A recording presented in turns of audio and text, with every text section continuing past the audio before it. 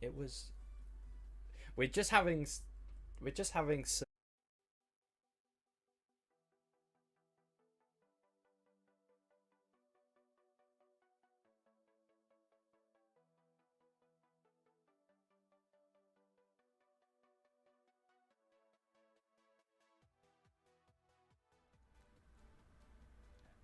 Hey, Okay. we're back. All right.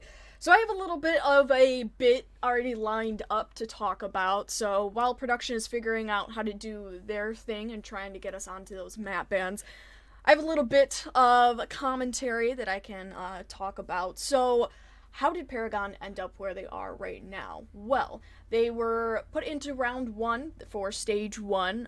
They had a match against Jaegers. They beat them in a very, really intense game, right? It was a three map game. It went all the way over to three maps. They went on Cafe, Villa, and Theme Park. Unfortunately, they lost Villa. They won Cafe 8-6, but they came back and won Theme Park overtime 8-7. It was absolutely crazy, and honestly, I wish I was there to watch it because that would have been absolutely amazing to watch. But I'm gonna have to mute a little bit there. I am so Yeah. sorry. So I'm getting a little bit of feedback from somebody's mic. Yeah, so the absolute barn burner that was that first matchup, Jaeger's main team, which you may have seen in the past couple of days over at Benelux qualifiers, they're a strong team, and going up against Paragon in that first matchup was, as you said, really intense. It was played off stream, so we didn't get to see that incredible matchup. But the two maps that Paragon won were both in overtime. So obviously they just skimmed through on both maps. But obviously, if you win the maps, you win the map. It doesn't matter if it's a 7-0 or an 8-7. You still get that tick on your box in the best of three system. And being Cafe and Theme Park, the two maps that they are, going that close just shows that Paragon have that resilience against a really structured team such as Jaegers, and makers can mimic that sort of structure that Paragon may now have some experience against, and take what they've learned against Jaegers in their matchup a few days ago and use it here against Makers. Another interesting fun fact about Makers is the fact that they haven't lost a single game in this league thus far. They might have drawn, I'm not quite sure, but it still stands that they have the most points in this entire league. They have 38 points right now, which is kind of crazy to think about. They're one of the top, well, they are actually the top team in this entire place. So honestly, it's going to be a huge match for Paragon to go up against, just trying to put everything into perspective. But another thing to look at would be the rounds, right? Makers actually got a buy-in basically because they are on the top of their league or on the top of their little group, and they didn't even have to go through round one. So they immediately got shifted to round two, which is how Paragon got to where they are up against Makers, or should I say Makers got up against Paragon. Point is that Makers was able to kind of sail through. They didn't have to go through round one, whereas it was Paragon who had to go through round one. They had to have a huge fight against Jaegers. They had to put up a big fight against Jaegers, and fortunately, they were able to win that one. But getting shifted on over to round two, we're going to be seeing a very, very exciting match. Yeah, and we unfortunately can't bring the map bands up for you now, but I'll do my best map band impression and give it.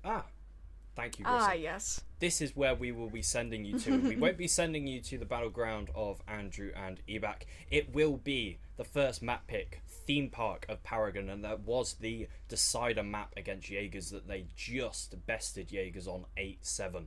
Then Makers pick Clubhouse. That's a staple mark of Makers map pool. They are a formidable side on Clubhouse. I have not seen them lose that map in any league that they play. Villa then banned out Coastline as well, and it leaves us with the deciding map of Oregon. So, Jeffro, what would your predictions be for where these maps will be edging towards, and obviously the final result? Well, I feel like Paragon Theme Park is their map. If they chose it, then I mean it's gotta be one of their strongest maps at the very least. Unfortunately, they were not able to choose Cafe because of the fact that MKERS did ban it out right at the beginning. So unfortunately, we don't get to see one of their strongest maps, but it'll be a second to their strongest, which is going to be Theme Park, of course. Theme Park, I'm going to say it's going to go to Paragon. Potentially, it might go to MKERS if they're able to play around the complex play of Paragon and what they're able to do, but I'm not so sure about that one. What I am sure about, though, is Club in Oregon.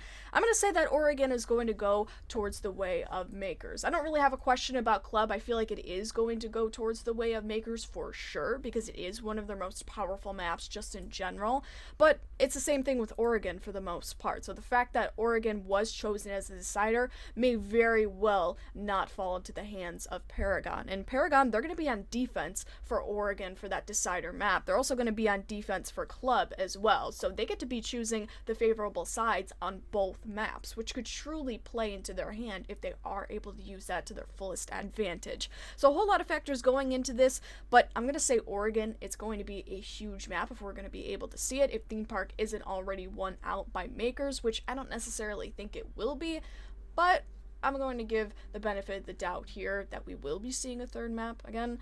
But Oregon, I'm saying MKERS. Yeah, I totally agree with you. I think that Theme Park gives Paragon that flexibility and just that room to be able to take those off-meta positions and gunfights that obviously they thrive in. MKERS are a very structured team, and they will thrive on maps such as Clubhouse and Oregon that are so played out. Everyone knows pretty much every strategy that can be brought and will be brought. So I think I agree with you. Clubhouse and Oregon favor MKERS. Paragon, they need to win Theme Park. If they don't win Theme Park, I don't think there's a chance for them on Clubhouse. But I am gonna say we're gonna see MKERS bring it out in 2-1 fashion. But I agree with you. I think we're going all three maps, and we're gonna see Paragon fight to the absolute depth. Obviously, MKERS, they are the favourites. They're gonna have the majority of the community vote. They've got fans behind them, but Paragon, they could have something up their sleeve. I'm excited to see how they bring us through Theme Park and then the remaining two maps. So let's not talk any longer. Let's send you across to Andrew, Elderbrain, Datsun, and the lovely Ebac, a beautiful duo. See you in Theme Park. All right, we now. are, I think. Elderbrain, take it away. Also, formerly known as Barnowl, it is now Elderbrain. Barnowl has died his second canonical death. If you've been watching across T4 leagues, he's died once before, and now he is full-on dead. And he's been revived in the form of Elderbrain. So why don't you introduce yourself, Elderbrain? Immortality comes in many ways. While Barnowl has thus fallen and has returned to the ashes, Elderbrain remains, and will continue to bring you the same slightly below standard quality of casting that you've come to expect. And Huzzah. I'm very excited to dive back into this game. It's just a simple unification of branding across platforms. Barnowl will die a slow death, as I'm sure people will keep referring to me as that, but that's okay. But yeah, no, we've got MKERS and Paragon.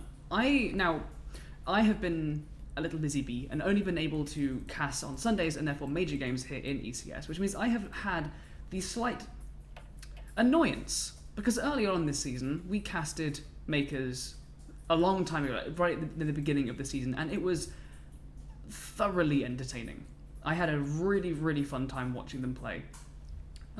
They didn't seem to give much credence to norms, to standard ways of playing, in everything from their pacing to their op choice. Now, I haven't been able to keep super tight track of them throughout the season. So, given that, what has changed since then? Are we lining up for MKERS to continue tearing with reckless abandon, or are we looking to see a jaded team that has gotten worn down across the season? Well, that's a good old question, Barnell. I mean, nobody knows until we come into this particular game. This matchup isn't the same as it was at the beginning of the season. We saw Paragon come up against MKERS and get absolutely decimated. It was a very different Paragon than what we've seen. They've built up a lot of momentum recently, and I think they can really challenge here. People think of MKERS as, oh, they're the big team because they're in invitationals, but at the same time, this is the academy team, and of course, those community predictions very, very strong. Oh, in favour of Paragon. Well, I guess that's fantastic. I'm not sure if that's up to date because those are exactly the same stats as the last game we had. I'm not sure if those are right. I'd expect they'd be in favour of MKERS in general. But I think Paragon, they have a very strong chance here on their first map pick, which is Theme Park. And if they're good at anywhere else and they can take a map off their opposition, it's Club. So if it's going to be a Paragon win, I'm expecting a 2-0. We shall have to see. Monty's going to come off as the first ban. Interesting. He's not someone we see banned an awful lot, and Theme Park is a place where breaching is very, very important. Now, we see elsewhere, on places like Clubhouse, where we'll find ourselves later on, the Thatcher Maverick double ban is very common, but Thatcher is still in play. So as Paragon find themselves on the first attacking half, they should have plenty of utility, plenty of tools in their tool belt to deal with many of these sites, like little hard walnuts, but with lots of hard breach and EMPs to open them with. Well, Valkyrie's off the board, so quite a bit of intel, and kind of intel on the side of Monty, a bit of a different active kind of intel, but intel nonetheless off the board, and the final remaining ban from MKERS will be Mira, so they're not any fans of shields in any variety, as we can see. And it's nice to see that Dilly has changed to .Paragon now rather than VE for Volcano Esports. He's been through so many team changes. But we know from both of these lineups, very consistent players across the board. I've got my eyes on Dilly for this particular game. Often I draw attention to Kaz on the lineup of Paragon. As we know from their ex-Validus days, he was a man of action, 1.32 KD throughout the league season last time in ECS. And Dilly here, he is that clutch player. He can make the difference. He'll get 2 kills out of nowhere and make a huge difference. A bit of banter going on in the chat about some sort of spawn play or not pushing, something of the like. You never know what's up the sleeve with these two teams. These two teams, I think, are some of the more exciting teams across any league in ECS. Indeed, and to tie us into some of the first broadcasts here in the playoffs at ECS, this is a way to begin. We have going to find ourselves attacking Armory and Throne, and they're in the operator picking phase. We find ourselves with some pretty standard things on defense. We've got the double projectile denial of the Jaeger and Omai, we've got the smoke, and we've got the Malusi, and Carrier wraps things up the end there with a Mozzie to deny a bit of that intel and to gather some of his own. On the counter side, the attacking side has nothing awfully interesting to talk about. We've got 3 softies, 1 hard breach, and the Thatcher being 6th picked away from the Nomad. Now, they might find themselves wishing they remained with that Nomad, as rotations and late round flanks can be an absolute round decider, especially on these Armory Throne attacks, when attackers can find themselves really either stretched thin around that kind of central block that Armory and Throne is, or pushing in from a single direction, vulnerable to that kind of find. But here, a spawn peek is going to be the first play of the game, with Karyudo stands up on a box. Going to fall off nice and quick, however. Well, you said there's 3 softies on the side of Paragon. I mean, they are very hard men indeed to counter that. But I think Paragon, they are steely in mindset more than anything else. I'm sure they're quite muscular gentlemen. But in terms of mind frame, we know that Validus, especially that game at the end of last season against Lexaro, Validus Lexaro on Cafe, 6-0 down, come back all the way to try and seal themselves in the league. But at the moment, they're starting things off fantastically. Taps gets the first kill onto Karyudo, that peeking Mozzie taken out with only a little damage dealt in return. Now, for those of you that follow lots of... actually, before I get into that, nice to note the very... I do follow a lot of the very spread upstairs defense by the defenders, but a lot of people hanging out there across Yellow Corridor to delay and deny this top floor roam clear, as they have accurately predicted this eastern top floor take of these attackers. Zofia and the Ash going to be progressing across from Cash towards office, but there are plenty of defenders on this top floor moving about ready to deny. Yep, quite a spread hold at the moment. Nothing you don't anticipate on this particular defense.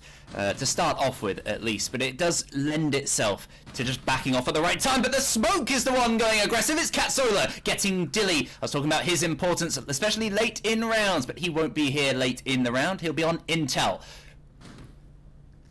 It's going to be a really big blow, actually. You know what? No, it won't be. They've brought the Thatcher, they've got the Ace, but there's no wall denial on the side of MKERS. The defending throne, which is often one of those sites that you go to and you They do have impacts on Rastin. They have impacts for impact tricks. That is very true. And it'll be interesting to see whether or not... Actually, that sounds like a Keratos, and there he is. Rastin at the back there, opening those top holes to get those impacts across. And this wall will stay closed. With 3 Selmas, he cannot deny all of them. And elsewhere, while Taps is knocked down, that wall will get opened up. Yep, it's a loss in terms of Paragon, but they have managed to open the wall somewhat. Oh, they've lost a man through it! You open a hole, get shot through it. The biggest mistake you can make as a hard breacher, I must say. Milo falling to the ground, leaving only Bailey and Kaz remaining for this push. 37 seconds. And if you're a ranked player especially, you know it's so hard to push in through these doors with a team who's just sitting in there, especially with such a huge man disadvantage. Smoke canisters going off now. It's a nightmare, a huge mountain to climb for these last 2 players.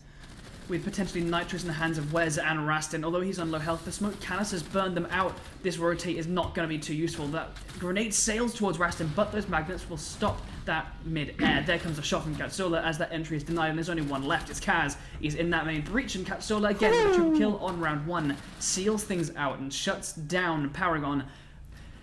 Armory Throne is a complicated place to attack, and it can be a bit of a war of attrition, but that was much less so. That was much more of a top floor, roam, delay, not let them have the time to make the progress they want. And then when it comes to the actual breach itself, keep slowing them down. Impact tricking, smoke canisters in that breach, and they just never... There was no foothold to push off of there. They never had their claws in that site, and it really wore out on them.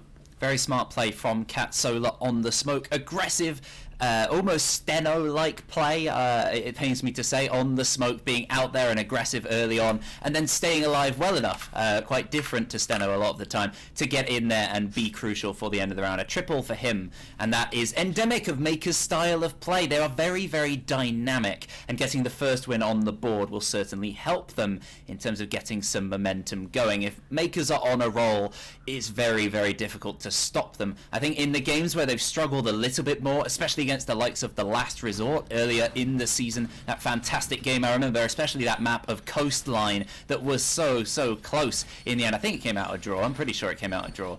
It was absolutely fantastic. That is the sort of game where, especially on a map like Theme Park, kind of similarly to Coastline, less commonly played, the strategies you can bring out can be slightly more off, a bit maybe bizarre. Is that the right word, Bono? Varied, I think, is as far as we can really go. Thank you. There are a lot of different ways you can go about these, especially these top floor places. Coastline is a place where you can get very, very dynamic and varied, and it's why it often comes down to a bit of a frag fest. But here on Theme Park, things are a little bit more, not binary, but relatively close to being such. Well, especially on these top floor objectives, it almost becomes a full top floor hold, as you can easily open up and extend your defense out to slow down these attackers as they try and take across. And Katsola will be doing that to start off with. He's going to be holding out in control, retreating, but we can see the reinforcements prepped to slow down a cafe take, which also will be coming to fruition. Karyudo and Rastin out there to slow down that side of things. Yeah, we've seen a lot of different teams deploy different strategies on Theme Park recently. I can recall a Majors game between Skittle and Lions Creed. That was quite a showing, and a lot of attacks from one direction more than anything else. And it's nice to see a bit of a spread here from Paragon. They've just got to be ever stronger on each particular side. That can be the weakness, or as I say that, they do all kind of come over. I think maybe some fake presence, but they've lost some actual presence. It's Taps! He's the first one to get tapped as that roadie pops up behind that default box and shuts him down. Going to begin making their way into Cafe, but they hope these reinforcements, the utility there to deny it should that be the case. And it's going to keep bearing fruit. Karyudo knocks another one off the board. Milo is the next one to drop, and that's the Hard Breacher and your Ash off already. We've got a Thatcher, Sophia, and Sledge remaining, and those magnets are going to be stopping those nades, not able to do much, but Bailey drops. SMG-11 is the first one to do it, but Azanta back as flurry of trades as Wes and Katsola both falling around that scoreboard, leading us into a 2 versus 3. Still a lot to do here, but bringing it back to the 2 versus 2 is Kaz, taking out Rastin. 2 players remaining, the Smoke and the Mozzie. 2 players pretty strong in this sort of position, and showing why. It's the Roni taking advantage of Dilly. Kaz gets the refrag nice and quick, and it's a 1 versus 1 against Wes. Is he aware of the Smoke's position? It doesn't seem like it, as he's looking in the wrong area. Just going to clear this out. Wes sitting behind the vending machine and waiting. Could catch him off. If he's not prepared for this angle, he's going to walk into the area of it. Finds some damage, but doesn't take the kill. And they are both so very low. With 50 seconds left, the canister is going to be burned. And Wes takes an even more defensive position. It's a fairly predictable one at the back of that initiation room with soft walls there in bunk. There are many angles he could be attacked from, and Kaz could just sweep his way into the office. But no, the rotation's coming out. They're doing a ring around the Rosie as he comes around through bunk, and there's the shot from the back. Wes wins that clutch 1v1 and shuts Kaz down. MKERS making this a 2-0 on the scoreboard with a really nice just dancing around. That was fantastic. If that's a sign of things to come, I am excited already of how close this matchup is going to be. Yeah, much like the Phantom Menace, mid that round, it was just a trade war all over the place, and the negotiations were short, leaving us in a 1 versus 1. Sorry, I just suddenly came to me in the middle of the round. But it was a lovely bit at the end there. I can't think of any other joke. We'll wait. No. What? We'll wait. We'll wait. Okay, I'll just sit here and think. Alright, cool. While you're doing that, we've got a nice switch up in terms of defensive operator choices. We've got Goyo and Capcan being 6 feet away from that castle. Trap operators always find a nice bit of profit, a bit of effectiveness, really at any levels of play. That amount of care it needs to just check every doorway, you just don't have the time, nor the mental capacity to just consider it at every move, and so those Capcan traps can be so crucial. But along the side of that, the double shields of the Goyo soon to be changed in the manner of his function, with those shields dropping and being given just those canisters, but for now, he'll be able to fortify these positions, act as area denial, as well as a hard-firing position. They also make an interesting combination, in fact, if you have a doorway filled with a Goyo shield and a Capcan trap, the explosion will detonate it, making a very unpleasant place to be, though most attacking teams focus on the destruction of these shields rather than trying to rush past them and use them themselves. A whole mix of different coloured operators on the right hand side of the screen. It really shows that variety that MKERS have got with this particular setup, and the reliance on traps and delay, all this sort of thing. It's very exciting. Things all right there. Nope, I'm okay. Yeah, slight little hiccup there in the clean feed, but thinks we are all right for now. Paragon, they are sticking with this lineup, and now as we approach the last site of this site rotation from the defense of MKERS, I'm beginning to wonder if they could be bringing something else. And I think if they lose this next round and they bring the same thing again, I'm gonna start calling it a slight, not misplay. I'm not quite there yet in terms of criticism, but the moment this is a lot of I open stuff, I blow things up, and I criticize this a lot, that there are so many operators on this on the Siege roster. If something that you're bringing repetitively isn't working, there must be something else that could be bearing a little bit more success. But for now, we are attacking. Well, it's not a fantastic start for the attack. Oh, and it's got even worse. Bailey kills his teammate. Oh dear, so many players falling. Somehow, though, Paragon, during all that madness, managed to get 2 kills themselves, and they're not completely out of this. And it looks like they're just going to drone themselves out, get some nice cameras for the rest of these dead teammates, and try and stay in the round.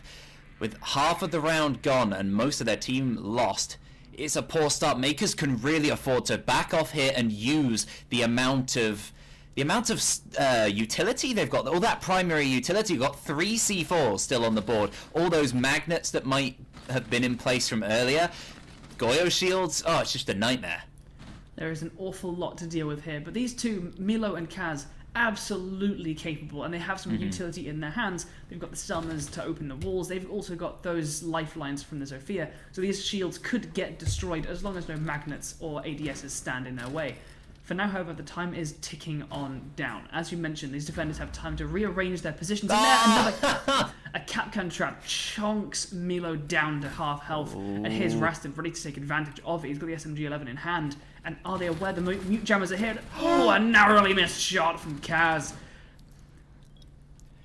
Oh, bullets traded across, but not enough damage done by any party. 25 seconds left before Makers throw their own, celebrating their third round win. Kaz and Milo, their party crashes. They get one. That's 2-2. But do they know Killiator's behind? They fall into Capcan traps. No, they won't fall to the actual Capcan. And Wes, inexplicably, blows himself up. How on earth? Did he try to open the rotate and he stood too close? No! Amongst the smoke to shut off that crossfire, an absolute travesty of a round. I was about to say Bailey just blowing up his teammate. I think he dies there and the nade drops and he blows up his teammate, but then another self-explosion is Wes later on in that round. Some fantastic play by that duo. You said Milo and Kaz. They are able to pull out the magic moments, and they certainly did, with a little bit of a help from Wes, who pulled out the end of the last round so fantastically in the 2 versus 1. But this time, what? A masochistic helping hand there from the Goya. And we finished that rotation. We're going to head back to Henry. But I was talking about the party that Makers would be throwing. It'd be like one of my parties. It's so bad, and just nobody showed up. Oh goodness! I'm interested to see if we go for as much of a sit as we had last time. Kerido was executing that top floor roam, that a bit of presence, bit of aggression, fall back, then return with a bit more. He got shut down for it, but that general mentality of play really delayed Paragon's attack here on this trophy and armory defense. Oh, the defense. Are you making fun of my voice, boy? Yes. That's fair.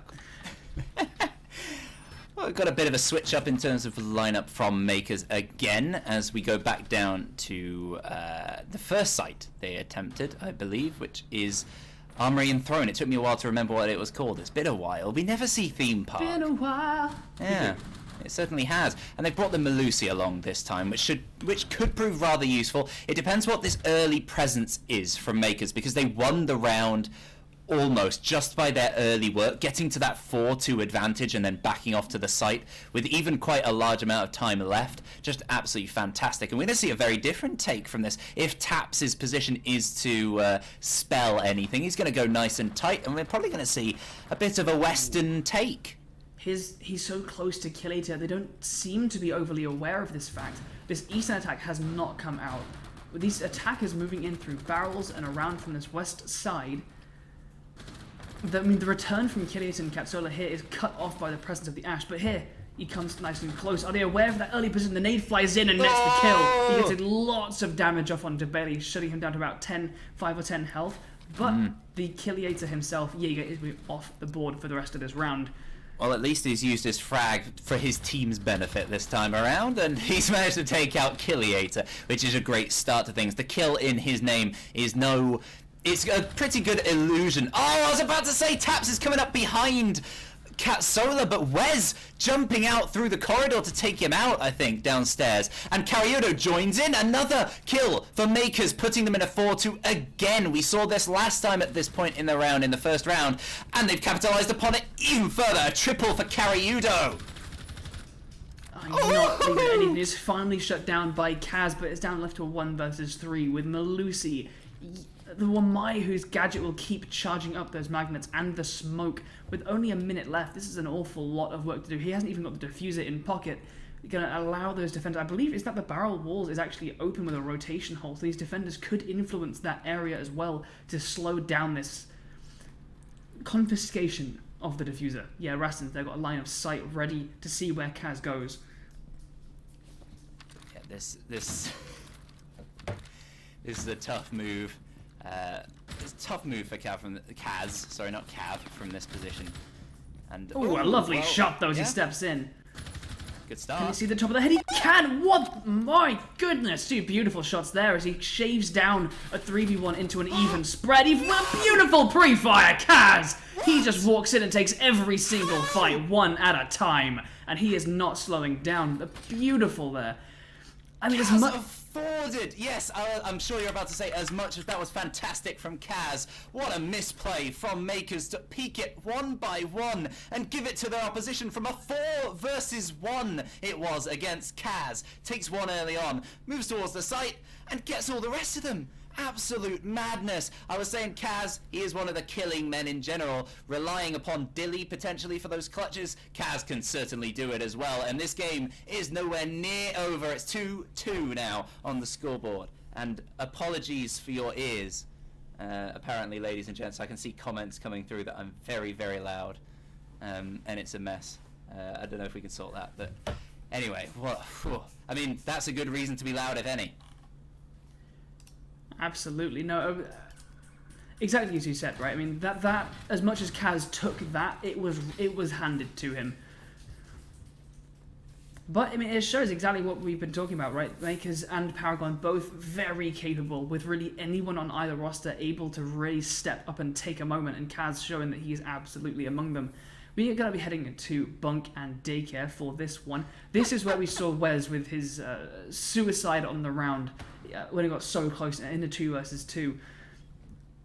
Paragon are showing some really good, I'm trying to think of the right word, attention to detail, perhaps. Yeah, certainly. I'm going to say Vigilance. Henry with the prediction, saying, guys, I think Kaz 1v4s. You're not wrong. Very good guess. Absolutely fantastic. This game, I mean, this is probably one of the more important moments for Paragon. If they can get in the lead here, they are a very momentum-based team, and this will certainly help getting ahead, or especially going even on their attack here. I think they could probably see it through on the defense. So this is a very, very important round here for MKERS to make sure that they're not too under the cosh as it comes towards the end of Theme Park. Indeed, I'm liking the use of Thatchers these days. I mean, we saw a little bit of this over in the UCAN finals. The use of these EMPs, not just to get rid of breaches, but also to facilitate the bypassing of utility like ADSs, like mute jammers. But Bailey is going to get downed, however, as he peeks in through that door. So an aggressive positioning from Katsola with his MP5 and a shield there to defend him is going to mean that the health is knocked down off the sledge. Not anything in terms of deaths until Taps correctly takes Carrier off the board. Ooh, he's on fire, and he's taken out through the fire. Dilly, a lovely shot onto Katsola. Very, very close to Wamai to maybe picking up a kill, but he's taken out, and a huge disadvantage in terms of men, and a lot of time for Paragon to enact. Well, their will, really, at this point. Ooh, Killiator going for some risky fights as well. A lot of risk-taking from MKERS, and it's not paid off so far. Spraying through the wall certainly will. What a great risk that is. Pretty low risk, but high reward as he takes out Dilly. A really nice little read there on the... While Paragon have taken across this east side, the top of Dragon, there are only a couple ways they can actually progress across, and a nice read there to make sure he can capitalize on that prediction. But they still have a man disadvantage. Killiator is very low on health, as is Bailey, however, so it's not an even spread. But there's so much... There's every single piece of utility, I think about one Ash Charge in the hands of Paragon to still deal with all of this. They got mute jammers, they got the goo mines and the Goyo shields. Ooh. Well, Wes sees a little bit of a leg. He can't manage to deal too much damage onto it with the Vector. Not the ideal body shot machine. 40 seconds left for this execute. And MKERS, they've clawed their way back into this by delaying Paragon, slightly being too slow, potentially. And they've lost the stronger man advantage they have. They've still got one man to the advantage. They have to make use of it. Will they spread out? Will they push round from the opposite side? It looks like a very strong East versus West push through, well, maybe one single doorway here, and this could spell trouble for Paragon if they don't diversify or at least win their first fight. That first fight is going to be critical. The drones are going to come out and the spoke grenades to try and assist in that. No! What is Taps looking at? There comes the final peek from the one spot they weren't covering, and Bailey takes the shot, getting the refrag. Rastin, the plant begins to go down, but Killiator is so close to it, but the smoke is being watched by Kaz. Kaz is just there to pick up every single kill right now. He's there with the coverage. Emerges from the door, from the smoke. Beautiful coverage there of that diffuser, and Paragon take the lead. Wow, what a comeback we've seen. Lose 2 rounds, win 3 straight back. That is exactly the Paragon I was warning Girafaro about in the pre-game. I was saying Paragon are one of those teams where they will just bring it back from anywhere. It doesn't matter. And the difference is, we saw them in majors last season. Of course, a very different lineup. Kaz, the only consistent player across from there. But in general, they have that same mentality, I think. They seem quite similar in the way that across through majors last season, they would just pull out results where they shouldn't. Sometimes they would drop results they shouldn't, though, so a bit turbulent in that regard. But we didn't get to see them in playoffs, and now that they're in playoffs, where all these dramatic plays are ever heightened, I think that's a perfect atmosphere for a team like Paragon. And if they do win this game, obviously a long way to go against this opposition, I think they will stand a good chance of getting quite far. As we predicted earlier, just before the playoffs, I expect, I'm not sure about you necessarily, Elderbrain, a contenders team I'm expecting to be in the final. I wouldn't be surprised to see it. I would like to see MKERS because of the exciting performances that I've seen from them in the past. I feel like they have the potential to do that, but right now what I'm seeing from MKERS, especially in that last, it was really nicely illustrated with the top downs of that East versus West, they fall back and they dart around. It's a really fluid style of gameplay that we've highlighted in them before that can be really elusive and very powerful. However, there are some times in Siege where you have to dig your heels in and hold a position and you can't back down. There are times when you need to put your feet against the wall behind you and push off and force them back. And what we saw there was MKERS get into a man disadvantage and just fall back and fall back and fall back and let those attackers really just take the positions that they wanted. See, well, this an aggressive C4 attempt, yes, from Karyudo. Does not work out. He was aiming towards Bailey, didn't manage to catch him off, so that's a C4 lost, unfortunately. Worth the effort, certainly. And they're going to drone out those areas. The triple drone, the trinacroform drone across your screen, moving forwards from the east to the west to make sure that area is clear. Looks like it is, and they should be moving in accordingly. Now, Paragon have struggled on this attack. Of course, they won it out last time through a miracle play from Kaz. I'm not sure you can necessarily rely on that. I think this is a very strong MKERS site, as we've seen so far. A lot of it may come down to taking out Cat Solar, especially on the smoke here on the top floor. I mean, the amount of roaming on this trophy and this throne and armory site is quite unusual. And Paragon, look at them all moving together. It's what's allowing them to push through like a snowplow, moving through MKERS' fluid kind of. They flit around the map, and they can be really elusive and problematic. But if you just force your way through, be there for the refrags, and stake your claim on ground, MKERS are struggling to deal with that. And as all this roaming is occurring, they're getting to work on the breach. That's going to be the last impact nade on the site used, and they should still have a Selma. No, they don't. Don't tell me they've accidentally messed that up and allowed that impact breach. Oh, no, there goes the last one. Okay, yes. They do have access to the site now. With a minute left on the clock, and this roam not dealt with at all, can they watch their sides and their flanks strongly enough to allow this to go down? Well, Karyudo, as well observed there, we can see he's sneaking inside of lockers, and he could catch off a player from behind if he comes around the corridor at the right time. There's so much presence outside the site still from these players. Going for a strangely external hold, allowing the walls to be open. I'm not sure what happened there, or who downed who, but Karyudo certainly is down in the middle of the corridor, in between this fight from Kaz and Killiator. A strong fight over there, but on the opposite side, over by the breach, Catsola is denying that ground with his smoke canisters to make sure no push comes in from Paragon right this second. He can't revive Rastin though, as this push happens. 20 seconds left, and here they go!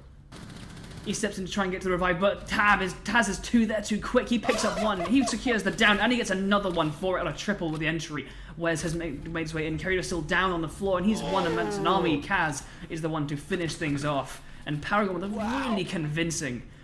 I mean, I was preparing to mention the fact that, you know, while there's not been much in the way of kills, MKERS have done a good job of delaying this push with all the smokes going off in the breach and everything like that. But the lack of control of those corridors just fell apart, collapsed, and Paragon just flooded in with that strength of unity that was just able to push aside that slightly flimsy, fluid presence of MKERS, and that worked so well for them.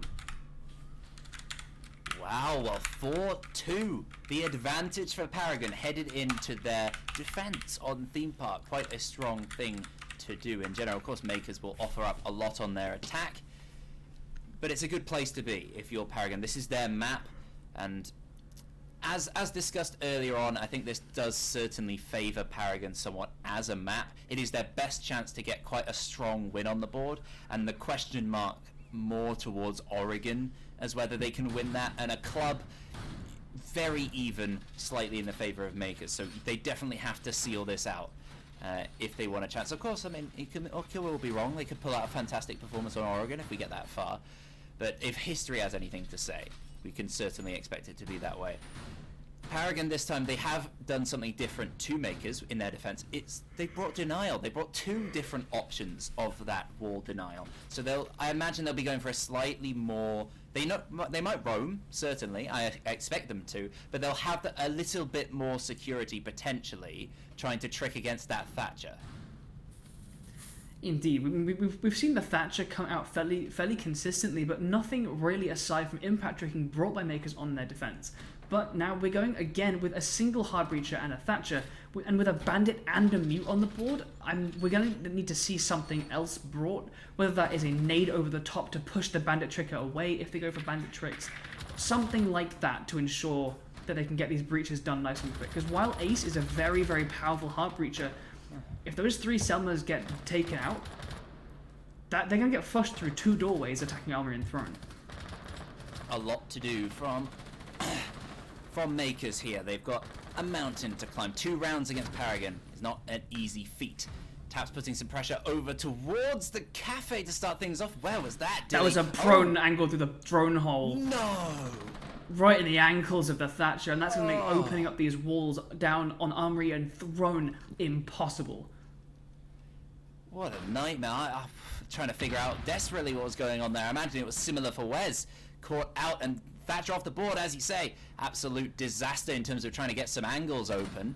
Of course, they could throw some nades maybe from above with Katsola, but they've got to take that vertical control off their opposition as well, because we've got the Jaeger and the Bandit, the German duo, sitting here, and they are noisy. They're winning some fights. A trade comes out onto 1 and onto 2. They've suddenly, as I say that, lost both men. And Kaz, you imagine from this position, he's going to back quite quickly off into the site to support the rest of his team, and it's going to be a pretty standard ranked situation from here, which is players inside the site, can they push on in through the doorways? They've still got a good amount of utility. They've got the vertical control especially, and if they can get across the office, open the vertical angles, they could open up part of that northern wall, but these side walls are going to look relatively secure. I say that actually, I'm not quite sure how well we can see that from that top-down view, whether or not that wall into barrels is reinforced or not. I would assume it is, but I can't see the studs that well. Time is the most important thing right now. I mean, no man disadvantage for the attackers. It is zapped. Cool, we're good. What? That wall is zapped. I couldn't see the studs from that far, but the wonderful observer showed us that close angle, and it is nice and locked up. And so these attackers are going to begin moving their way down and starting on that breach, as the Selmas have gone off on that barrel's wall. The canisters, however, are going to start popping off. We've still got 30 seconds left, and those canisters are going to come in massive, and they've still got 1 attacker above. Vertical pressure is important, but when you've got nothing pressuring those defenders into those lines of sight, this is going to rely on a very quick shot from the sledge to get something out of this. Well, Kaz simply repositions away and stays alive. His teammate Milo gets 1, and Kaz himself does get the kill onto Rastin. It's only Katsola remaining, stuck upstairs by himself. They surely know, given the fact he was opening that he will have to drop blue in this position, and he doesn't dare. Paragon seal their first defensive round on their first attempt. Given that they won it twice on their attack, it's a good sign that they can win it out on their defense as well. A 5-2 advantage for Paragon here at the start of their map pick, Theme Park. What a game we have on our hands here today. I mean, I have to question the mentality there of in a 3 versus 3? 3-3, yeah. We'll basically abandon our man advantage and try and push through a doorway and a breach, and leave 1 above getting the verticals. Kaz? Don't do this to me, Kaz. No. Oh no, he was so close to pleasing our resident Clash main, but no, he's going to get onto that Malusi instead. And we'll find Bunkin Daycare as our next objective here on Theme Park. And we're going 5-2. This is looking really strong for Paragon, and to be honest, the way Makers are playing around this, there's going to need to be a shift in gear from Makers before they can convince me they've got this. Also, have we had the same attacking lineup every round so far from both teams? Triple believe softies, so, one yeah. hard breach and a Thatcher. Yeah, I think we've had the same lineup from both Paragon and MKERS all throughout their attacks. Well, it's a shame we don't see the clash coming out, because as we know from Kangaroo Kenny, Skittle, absolutely fantastic performance on Theme Park against Lions Creed on various sites as well, I think. No, he played initiation defense, so less common for the bunk and daycare one, respectively, but it's great to see. Alongside the fact that we're on 99 viewers right now on this, so good job, guys, for all showing up in number. I mean, it's a great game to show up for. Tell your friends, it's only going to get better from here. Yeah, welcome, welcome. This is a really, really vibrant game happening right now. Paragon and MKERS are two of the teams that have been the most excited from contenders to see how they fare. And to be honest, either team... 102. We went over the mark. You should keep counting out. Oh, a pre-placed Nitro. Ooh, so close. It was a one-off. It was... That Bailey's going to take a lick of damage there as Kerrido gets in position above that hatch. That pre-placed Nitro Cell not managing to net anything onto the attackers.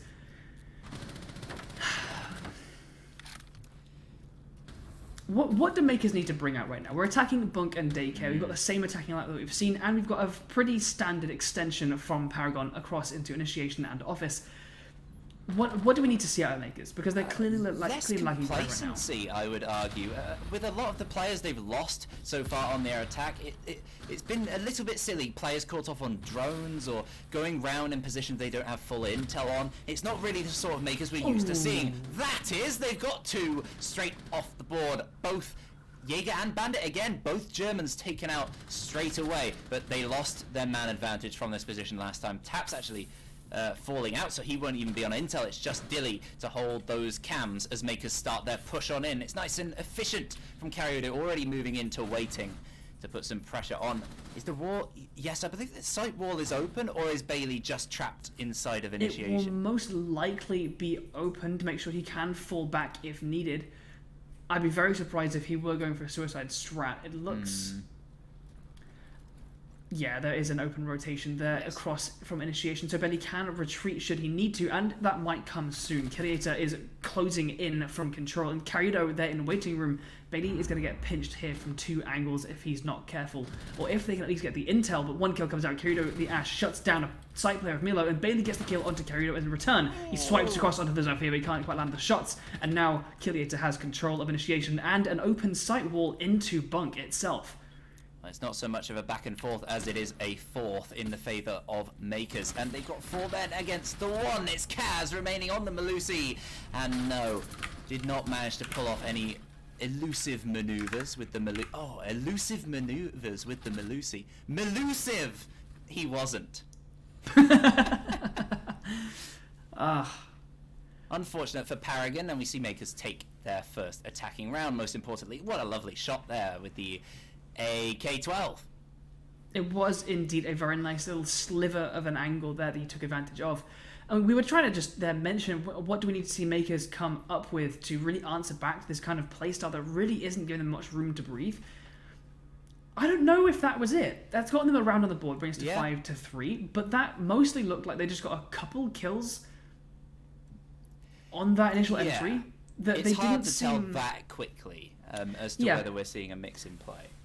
Paragon weren't really fighting back in those particular moments of kills. You know, the breach just hops open and he gets a nice shot through, which is very good. Absolutely, you know, take advantage of that. You know, those quick shots, those quick lines of sight. Is that enough? So far, I'm not convinced. I'm not sure. MKERS a little bit better, and I'm thinking that on their attacks we're going to see a bit more of an alive team than we saw on the defense. They're a team to me that stands out as more of an attacking team. And I don't know. If I were to now throw a prediction out, before I would have said MKERS because I apparently don't know anything. At this point, I'm thinking Paragon would potentially take Theme Park, but I think MKERS are going to get a good few more rounds on the board on their attacking half. Yeah, it's always going to come close. I mean, this is a great point to stop. Talking about MKERS, looking slightly off the pace, maybe a bit of a slow start so far today, which is not what we usually see from them. I think Giraffaro's wording was consistent, earlier on from the analyst desk, and that's something they usually are, and it's strange to see them with a slow start, because usually they start on the front foot and they just kind of stay there. They always come in at least 70%. And today they came in more around a 50, a 45, something around that area. Tech pause. Great. Fantastic. Sorry for fiddling with my glasses so much. I don't usually wear glasses. They're just like No, they look so good. I don't hurt my eyes. Yeah, no, they suit the frame of your face. They kind of like split it up like a line in the middle, so it's not like it's not like an orange frame to a pale face. It's now just like nice hair, glasses, good beard. Thanks, Barno. It's very nice of you to say. I'm happy, man. Yeah, we've got a little pause out as we get that fifth man back in the lobby. MKERS on attack. I don't know, we've got confirmation coming out that we have indeed actually seen the same attacking lineup all the way through this match, which from an entertainment perspective and also from a strategy perspective, I mean, Giraffa was pointing out how consistency can be a double-edged sword, and I think she's absolutely right to say so, right? It's that combination of it's successful and reliable versus it's predictable.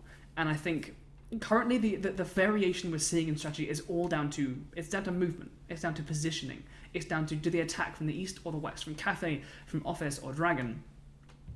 And that's it. That's the only variation that we're seeing. Everything else is coming down to the same operators, the same utility being used, the same everything else.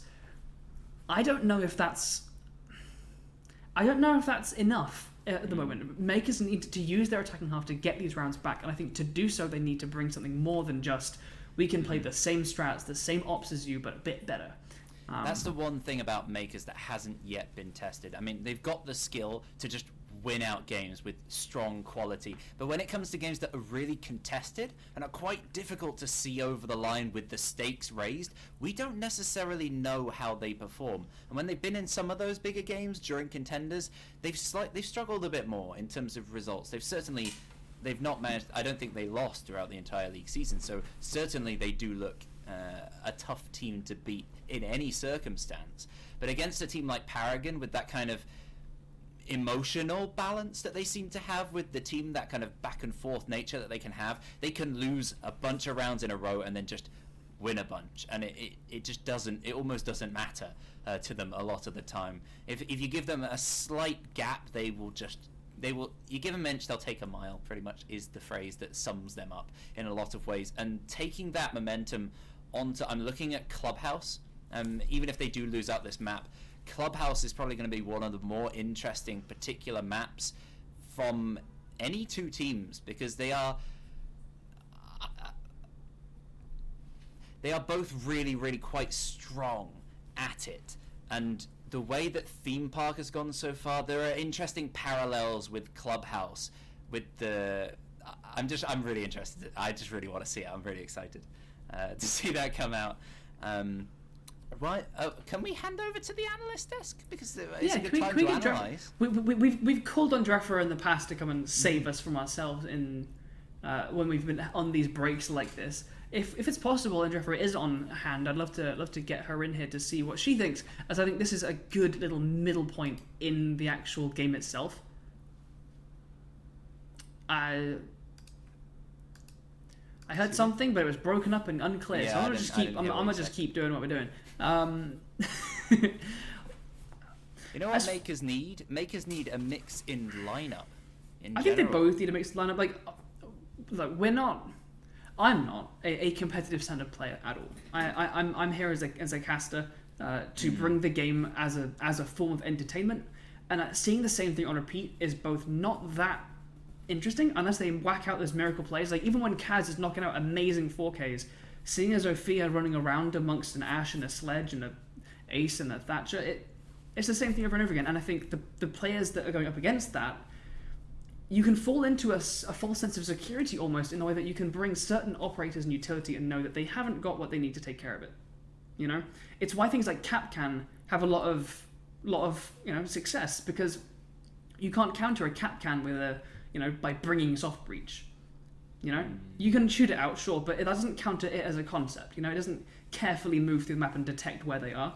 And so the second you kind of twist a little bit, The second you go like, actually, I'm not going to play the Maestro, Malusi, Goyo type lineups, the second you veer away from that and put something in front of your attackers, your opponents, that can't be solved by opening a wall and blowing something up, you can start to really take advantage of their predictability of their playstyle and their operator choice and find an advantage. And I think Makers do that fairly well on the defense. When we see them flitting around that lineup, they do that a lot on defense. We saw Capcan come out, we saw the Vigil popping up here and there, the Mozzie coming in and out, doing these different things, playing that difference of utility. But on the attack, to sit so stalwartly on the same thing, I don't know, it's interesting when you see a team play one way on defense and one way on attack when they could be having some crossover. It's going to be interesting to see what they do from this point. Obviously, this tech pause, I think, will advantage Makers slightly. Of course, Paragon, I can't remember who dropped out having some tech, but Makers, it gives them a good chance at a very telling point in the game with 5 rounds against them. This is a really, really good time to just take a pause and then come back with a round or two. Would make a huge difference coming into the remaining rounds of Theme Park, because it's so close, so very close, 2 rounds away from a Paragon win here, which will be a really, really good start. Kenny said Paragon will probably take a map.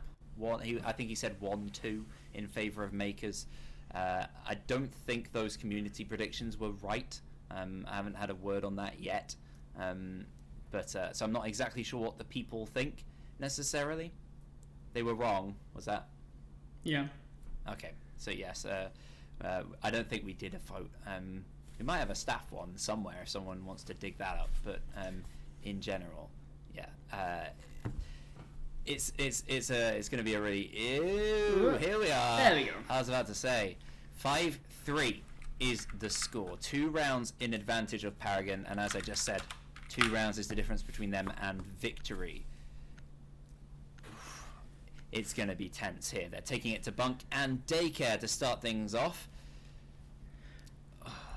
Now, we talked a bit about how, Makers went pretty much undefeated throughout the regular season. Mm-hmm. They absolutely have the skills to maneuver themselves. The skills to pay the bills, exactly.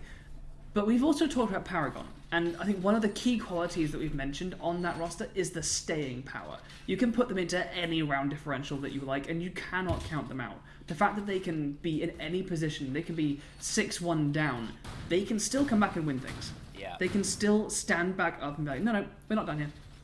The fact that they have that resilience, I think, is going to serve them very, very well, especially going up the rest of majors and the rest of these playoffs, as they ascend toward the grand final should they win here.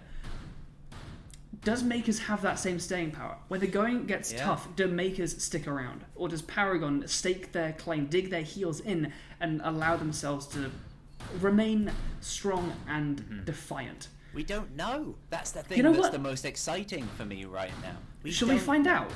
Yeah, let's see how round 9 goes. That should be quite indicative. We can find our ECS here after this round in particular. I think that's the right word. Doesn't that mean an indication? Maybe. I would double check that. Yeah, you should sound like a moron. No, of course. We're seeing a lot, actually. I'm quite a big fan of it. I've seen that position that Kaz was playing. Karyudo was playing that when they were on defense. It's Reaper actually did a video looking at G2's defensive theme park, and the biggest thing he highlighted was that kind of be present on the windows to just make them have to drone it, take a couple of shots, immediately leave it, back off, take another position. That slay and delay of a little bit of aggression, make them drone it, make them waste their own time. Ever since that video came out, I've seen almost every team defending Theme Park have a player sitting behind Dragon stairs on top of Dragon to do exactly that. Kaz is going to be the player doing that this time. And now narrow angles being held as the pressure is still there in office. The fallback has not been that far at all, and the player in bathroom gets shut down for it. Where's the Thatcher off the board? And now, if they can manage to fall back safely toward the site and lock these walls down, that's going to make the life of Makers a little bit more difficult. Every round so far for Paragon on their defense, they've lost that Bandit and Jaeger first. They've been the men to fall. And them staying alive and getting kills will make a huge difference as it moves on in. Also, NDXIS does mean an indication, but it's a medical term, apparently. An old medical term. So there you go. I don't know why that was in my brain. Anyway, Rastin with the diffuser is going to be the one heading this charge by the looks of it, holding long angles across looking through. There's so many angles here to watch out for, and they are almost all being held. And Dilly, one of those men holding one of those angles, gets one of those kills onto Killiator, starting things off. This move that Makers want to do, very, very difficult when you've got a man less. Oh. Shot there from Carrido, putting down that Melusia. She creeps forward. That fluid kind of style of play, adapting to the fact that Makers are pushing their way down through Office. Tries to go over the flank, but is shut down immediately. Ash going to take that ground in return, and in the other side, Paragon have closed up the site itself, retracting from that initiation presence, bring us into a 3 versus 4. The attackers in the man disadvantage, but with a decent amount of utility left, though without the Thatcher, opening these walls is going to be a little bit more difficult. Oh, the drone coming slightly too late for the angle Taps is holding. No damage dealt, though, to the man. Damage dealt to Rastin, but he wins out the fight against Taps. Traded quickly by Dilly, and a lovely shot again from Dilly. A triple for him, and Milo gets the final kill for Paragon to win round 9, and to put them, most importantly, on match point. Will certainly at least be going to overtime here, which hugely favours Paragon as they win another defense.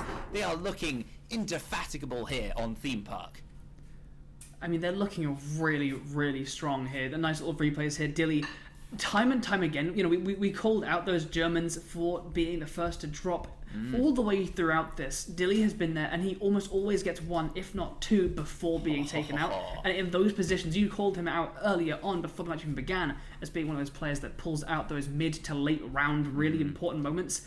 He is not letting you down on that in any respect. Well, he had a rough time, to be fair, to start with on the Thatcher, playing that quite hard supporting role earlier on. Didn't necessarily get too many kills. I think he had 2 kills at the switch. But since then, playing on the defense, he's adopted a bit more of a flex role within the team, and he's certainly flourished in it, getting some very useful kills and moving himself up to 8-7. I mean, if we look at the kills across the board as we are now in the 10th round, we can probably see a very interesting pattern across.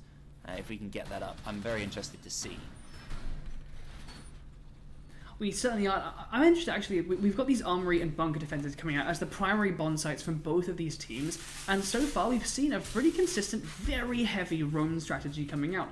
Even when we've gone straight for site breach stuff, they've been slowed down and pushed away from it very, very hard. You know, they've been pushed up very quickly. That's a very spread leaderboard. It is. Kaz and Carrido obviously standing a little bit, not quite head and shoulders, we'll say like 4 head above the rest in terms of hitting those double digits, but Taps up there as well. You know a lot about that. Well, yeah, I cast him before earlier. Yeah. Oh, that's fair. To be fair, yeah. Dear me. Well, as we come into round number 10, we're in Armory again. Do we have a similar room or a pretty hard sit? It's looking more like the former. We've got the players all the way across. Is it just Bailey on site, or is that Milo beneath the floor down there over by Furnace? I'm not entirely certain with those. He looks downstairs to me. Yeah, we've got 2 players on site, those SCS operators holding down the fort, the rest roaming around, these drones coming out to clear a bit of this top floor. Yep, these key early fights are going to make the difference. If Paragon win these out, it looks like it's going to be Theme Park for them. Taps a lot of pressure on that man. Technically negative, but his kills have been very high impact so far this game when he has managed to get them, especially on that earlier push in to the site, getting a triple on this particular attack of this site earlier on in the game. Can he get a triple this round? Any similar play will see Paragon in a much more healthy position. And almost half the round gone already, and very, very little presence from Makers. Looks like the only thing to really go down is actually a Nitrocell from a vertical Nitrocell from Bailey, I believe, actually knocks Killiator down to a fraction of health. It's going to be really, really difficult to take those fights with confidence a little later on when it comes to site ingress itself, especially with that smoke on the board. Being on that low health makes the smoke be an ever so dangerous opponent. Well, playing slow really, really advantages Paragon. The less time there is. Of course, I mean, that's always the case. The less time there is for the attackers, it's better for the defenders. But on this site in particular, it's absolutely fantastic with 3 C4s, and there's one of them being used. That's 2 used in total, and 1 to great success. Taps traded out somewhere by Wes. Where was that? Down inside a bathroom. Into bathroom, yeah, as the Nitrocell came out from bathroom. But there, Fight Kaz sweeps in to make sure this trade war continues going. Carrido They'll be sweeping in up onto that top floor. They've got vertical angles looking down towards that laboratory space. But can he pick up a kill through it? He certainly can. He reaches down and shuts down Kaz. This is a constant back and forth with large gaps between, with that really strange kind of staying in these positions, holding on. But regardless, we're going to find that breach opening up. With 30 seconds, smoke just became a whole lot more important, as those canisters, one after the other, can hold off an entrance entirely. Now with Bailey... Yeah, I'm going to say second to smoke, you've got cross angles, which is going to be the key difference. Rastin can pinch the smoke here, and he'll have to support the Ash of Karyudo to make this move happen. We've got 2 cross angles here from defense and attack. So whoever gets the first kill is in a huge, huge advantage here. And Dilly goes for it. Will he get it? Milo gets 1, but Dilly loses the fight. Milo gets a kill with the smoke canister, and Karyudo running through the site gets 1. Can he find the smoke? It's not enough time, and Paragon win map 1, Theme Park. Oh, an absolutely valiant effort from Karyudo, sprinting in, M45 in hand, to try and secure something out of that, but nothing. Just a little bit too slow. That constant trade war going backwards and forwards across both sides, giving that another 3 versus 3 to take a trophy. I keep saying trophy. Thrown in armory attack. Look at that speedy pistol shot. Beautiful, beautiful play there from Paragon, locking out Theme Park as our first map of this series and putting them in a really, really nice position. Hey, Evac, you've got a different hoodie on. It's nice. It's not as nice as the suit.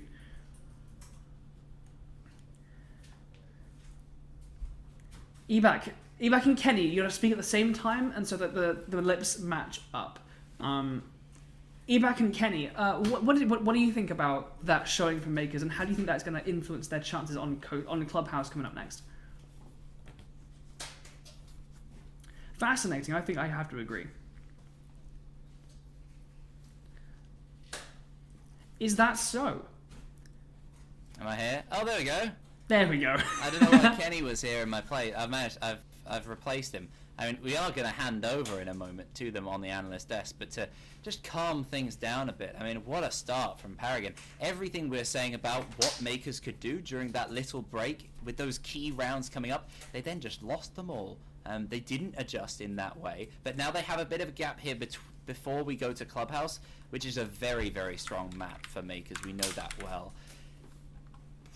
They've really got to step up here, because Paragon will not... I said in the past they will occasionally just give a couple of rounds here and there, but they won't give away such a match of huge importance without a big old fight, proper ex-Validus style. Yeah. And I anticipate an absolutely... I'm thinking overtime. I can't see anything but overtime from Clubhouse. That's what's in my brain. So we'll have to wait and see. But in the meantime, can we well hand over to our wonderful analyst desk?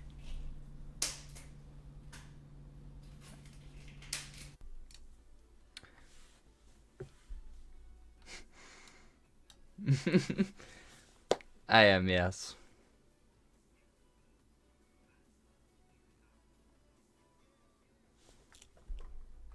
Of the playoffs. That was absolutely incredible and a historic moment, because it is the first map that MKERS Academy have lost in ECS.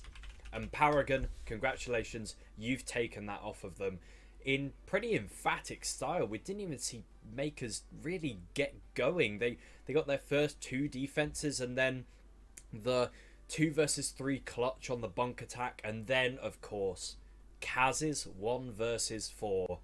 Grissom, I think that we've got to start with that, really. Kaz, an absolute bombshell. It was nothing short of amazing, Kenny. I mean, I'm going to be honest, I didn't take much notes because I wasn't the actual analyst for that first round, but of course, Jira Ferro has had an in-real-life emergency, so I'm sort of just subbing in, but really looking at that 1 versus 4, because if I remember rightly, that was on the 5th round. Am I correct in saying that? No, it wasn't. I think it was round 4 to get to 2-2. Yeah. I think if I just quickly roll that replay, we can sort of refresh ourselves on that. So just look at this. This is slight what you're getting from ECS production. Kaz's 1 versus 4. So yeah, he had already got the first kill upstairs, and then a beautiful shot. I'm pretty sure all headshots. He just getting that second kill onto Rastin, and then there, final kill. Beautiful replay. Kaz, I mean, the way that he isolated those 1v1s, and let's not forget that a 1v4 on a thrown attack, if none of the breaches are open, then it's a done deal. Makers can hold their crossfires onto the split doorway or the dragon doorway, and the round is done. But the fact that his team had managed to get the barrels wall open allowed Kaz the freedom to either work whichever angles he wanted to. And yes, Makers gave him the 1v1s, but you cannot take it away from Kaz that he had the gun skill and the awareness to take the gunfights at the right time and capitalize on Makers' complacency. And I think that was really the only time that we saw Makers in kind of a complacent act. Paragon really just run away with their map choice, and yes, it was their map choice. So moving on to Clubhouse, obviously we've spoken about it a bit where we've heard Ebac and Andrew talk about it. Moving on to Clubhouse, it's a realm of excellence for Makers. But, I mean, we've got momentum on the side of Paragon. How do you see this second map going? Well, Clubhouse, it's a very predictable map, Kenny. You can get good at Clubhouse very easy, and as soon as you build up that skill, then you really just have that natural talent at it. And if Clubhouse, am I right in saying this is Paragon's map pick or Makers' map pick? Makers. And I mean, Makers not losing a map this entire season, that was their first map lost, and through all of the season, that is very impressive and a very high honor to hold as well, being a reigning first place in the Contenders division.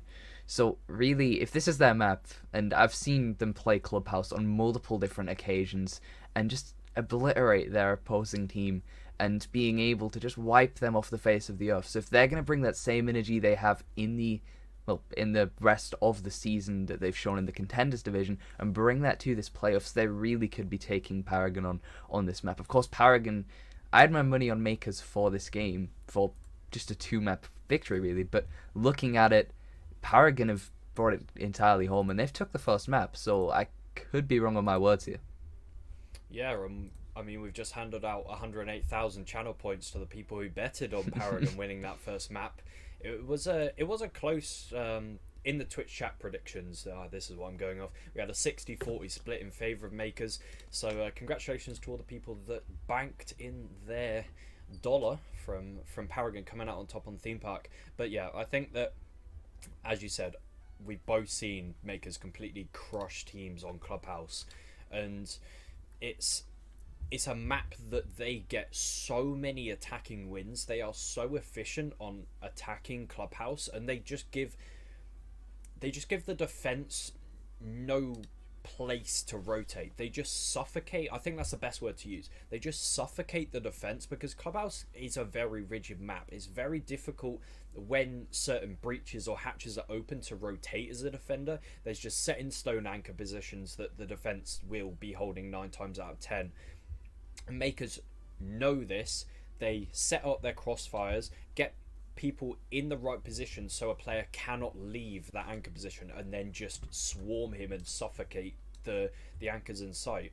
And Paragon, I think if they have a chance of winning Clubhouse, they're gonna have to not let Makers dictate the flow, because if you let Makers dictate the flow, especially when Makers are starting on the attack, which I think is their stronger side, Paragon could really just be windswept. Yeah, I definitely agree with you on that one. Paragon, it was that Theme Park was their choice, and of course, as they've shown that they've came out victorious on that map, taking a very big round difference on that victory as well. But Clubhouse, as we've just spoken about it, Kenny, this is Maker's map choice. This is the map that they have chosen because they know that they will be able to play good on it. Paragon, I'm not sure on their map history with the map of Clubhouse, but Theme Park, I've seen Paragon play Theme Park, trying to get my words out there, on multiple different occasions and actually come out victorious on it. So I'm not sure if Paragon are just playing generally better than Makers, or if Theme Park was just their strong point. But Clubhouse, I'm not sure about you, but I'm ready for it, because Makers, they've shown themselves already this season that they are a very good team, and I think straight away they'd be able to take on most of the teams from the major division. They are still in Contenders. They're the top of Contenders, which does mean something.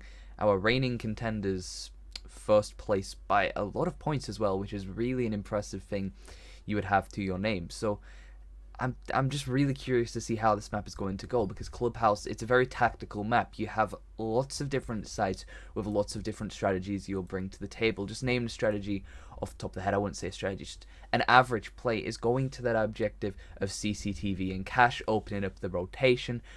One thing I've seen from Paragon in the past is playing very, very passively at the start of the map. They'd not hold any unexcessive angles.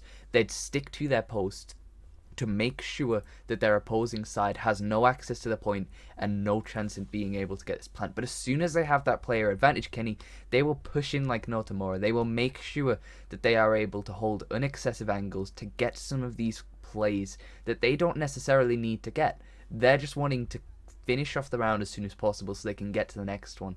And if Paragon are able to play like this against MKERS, which they have in the past, it could be a very different way this would go. I think a question mark on MKERS that we haven't seen before. We haven't seen them play under pressure. MKERS, they've got the pressure of everyone expecting them to even go as far as the grand final and take the best of 5 and win the whole darn thing. But now they're one map from being being dumped out of the tournament at their first try. So all throughout the league season, they've obviously been the favourites, and they've shown us that. They've finished top. They haven't lost a map. I think they only drew 1 or 2 maps at most. So now the pressure's on them to perform on these 2 maps. And yes, they may be comfortable, and they may, or if it was just a regular season, a regular play day in the season, they would be completely calm. And guys, we have these next 2 maps. Like, these are our maps. But there's that slight added pressure of this is playoffs and this is knockout. MKERS have a bad map on Clubhouse and they're done. And I think if that sits in the back of your mind as a player, that can really influence how the team plays and how many risks you take. Because if you've got something riding on the line, you're not going to be as risk-taking as, say, Paragon, who really don't have much to lose. Very true. I mean, Paragon,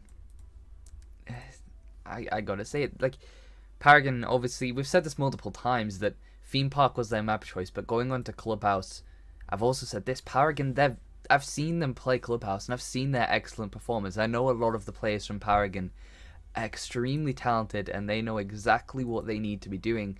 So if they win this map against MKERS, it's over for MKERS. Our reigning Champions League contenders division are going to be completely out of this, of ECS winter season. This is single elimination, so every single round counts at this point. If they lose a single round, that can set them back a major disadvantage, even in the slightest way, which just gives the side of Paragon a lot more leverage, a lot more opportunities to be able to close out this map.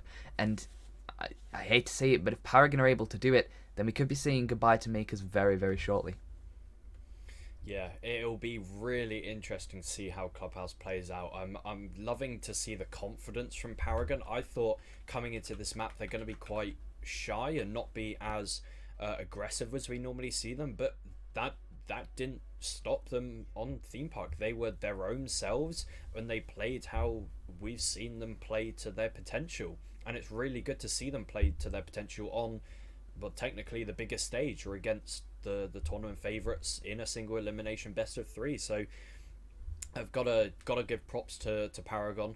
But as me and Girafero at the start of the game, before Clubhouse Theme Park even started, we tipped Paragon to win Theme Park. We both thought we would go all 3 maps. We thought Paragon would win Theme Park, MKERS would take Clubhouse, and then MKERS would take Oregon. And I personally said that this is won or lost on how Clubhouse plays out. If MKERS completely sweep Paragon on Clubhouse, I'm getting my maps mixed up. If we see maybe a 7-1 or a 7-2, I don't think Paragon have the mentality going into map 3. But if Clubhouse is really close, say Paragon take it to OT, then they're in good stead for Oregon. Oregon, we've said it so many times, is where good teams go to die. Could we be setting up the final for MKERS, their demise? Is their demise on Oregon? well, we'll be seeing very shortly, as we'll be heading you back to Andrew and Ebac onto Clubhouse as soon as we get the ready from both teams in chat. Grissom, Hello. before we send it back to our wonderful casting duo, what's your prediction? What precise scoreline are we going to see? Paragon are going to take this. I think it's going to be a close game, but Paragon, they're going to fight, they're going to give it all they've got, and I think it might get close to the 6-6 mark, but it really could be Paragon just closing this out. MKERS, they are a really good team, and I did think that they will be able to close out Paragon easily, but after seeing that last map of Theme Park, it's just nothing short of incredible. And before we do pass it back to the casters and I ask you your prediction, I was going to say one thing. People are asking us to start the game very, very quickly. The issue is that the teams aren't ready to start, which is why we're here. If we were to start it when they're not ready, you're not going to get a game. We're just going to go straight into a rehost. So we do apologize about that. But Kenny, your prediction. My prediction. I'll send this towards Steno. Steno says we don't start the map. I think, yes, we have not the ready from both teams. We have one team ready, the other team just setting themselves up for the second map. What you may care about, Steno, you may not, but we potentially might see a Lions Creed MKERS Academy matchup later on in the bracket if MKERS do end up winning up this best of 3. Operator bans can be very influential and change the way Clubhouse is played. MKERS historically have always banned out the Thatcher on Clubhouse, but their defensive ban can be quite flexible. If you're banning out the Thatcher, sometimes we see the teams bring out the Cade ban in turn, just to make it easier to open up the hatches. You're not restricted by any sort of denial. And on the side of Paragon, I'm not sure what they could ban. We could see the typical Thatcher Maverick ban, but with the recent Hibana change, we've seen a soar in the popularity of Hibana bans. And Hibana can really change, especially the basement, the Church Arsenal bomb site, how that is fortified, because Hibana being able to choose the 4 pellets, 2 pellets, 6 pellets means that impact tricking is basically obsolete on the kitchen hatch. So the attackers can get the kitchen hatch open for free. But if Hibana is banned away, that leaves either the ace has to use 2 out of his 3 Selma charges to open up the kitchen hatch, and they can also be impact tricked, which means that he cannot then further open up the hatch with his last remaining Selma. Or it leaves Thermite or Maverick to get the kitchen hatch. So you may see a lot more church wall takes, the triple wall takes, with a Hibana ban. And if MKERS are strong on their church takes, which I'm sure they've been scrimming, then they know how to take the church bomb site. They ban away Hibana. Paragon could really struggle if they're not ready and they're not set with church takes. I've seen a lot of teams, even in major divisions, struggle with church takes. I mean, even myself, when I formerly played on Skittle, I know we would ban out Hibana and we would struggle to attack church, but we did it because we knew the other team would probably struggle more than us. And sometimes you've just got to bite the bullet and take the hit. And let's see if Paragon are ready for the hit. Let's send it back across to Ebac and Barnow. Chat, the time has come. We will be seeing Clubhouse. Get your thumbs up. I don't know what people like, thumbs up or whatever. But let's go into Clubhouse.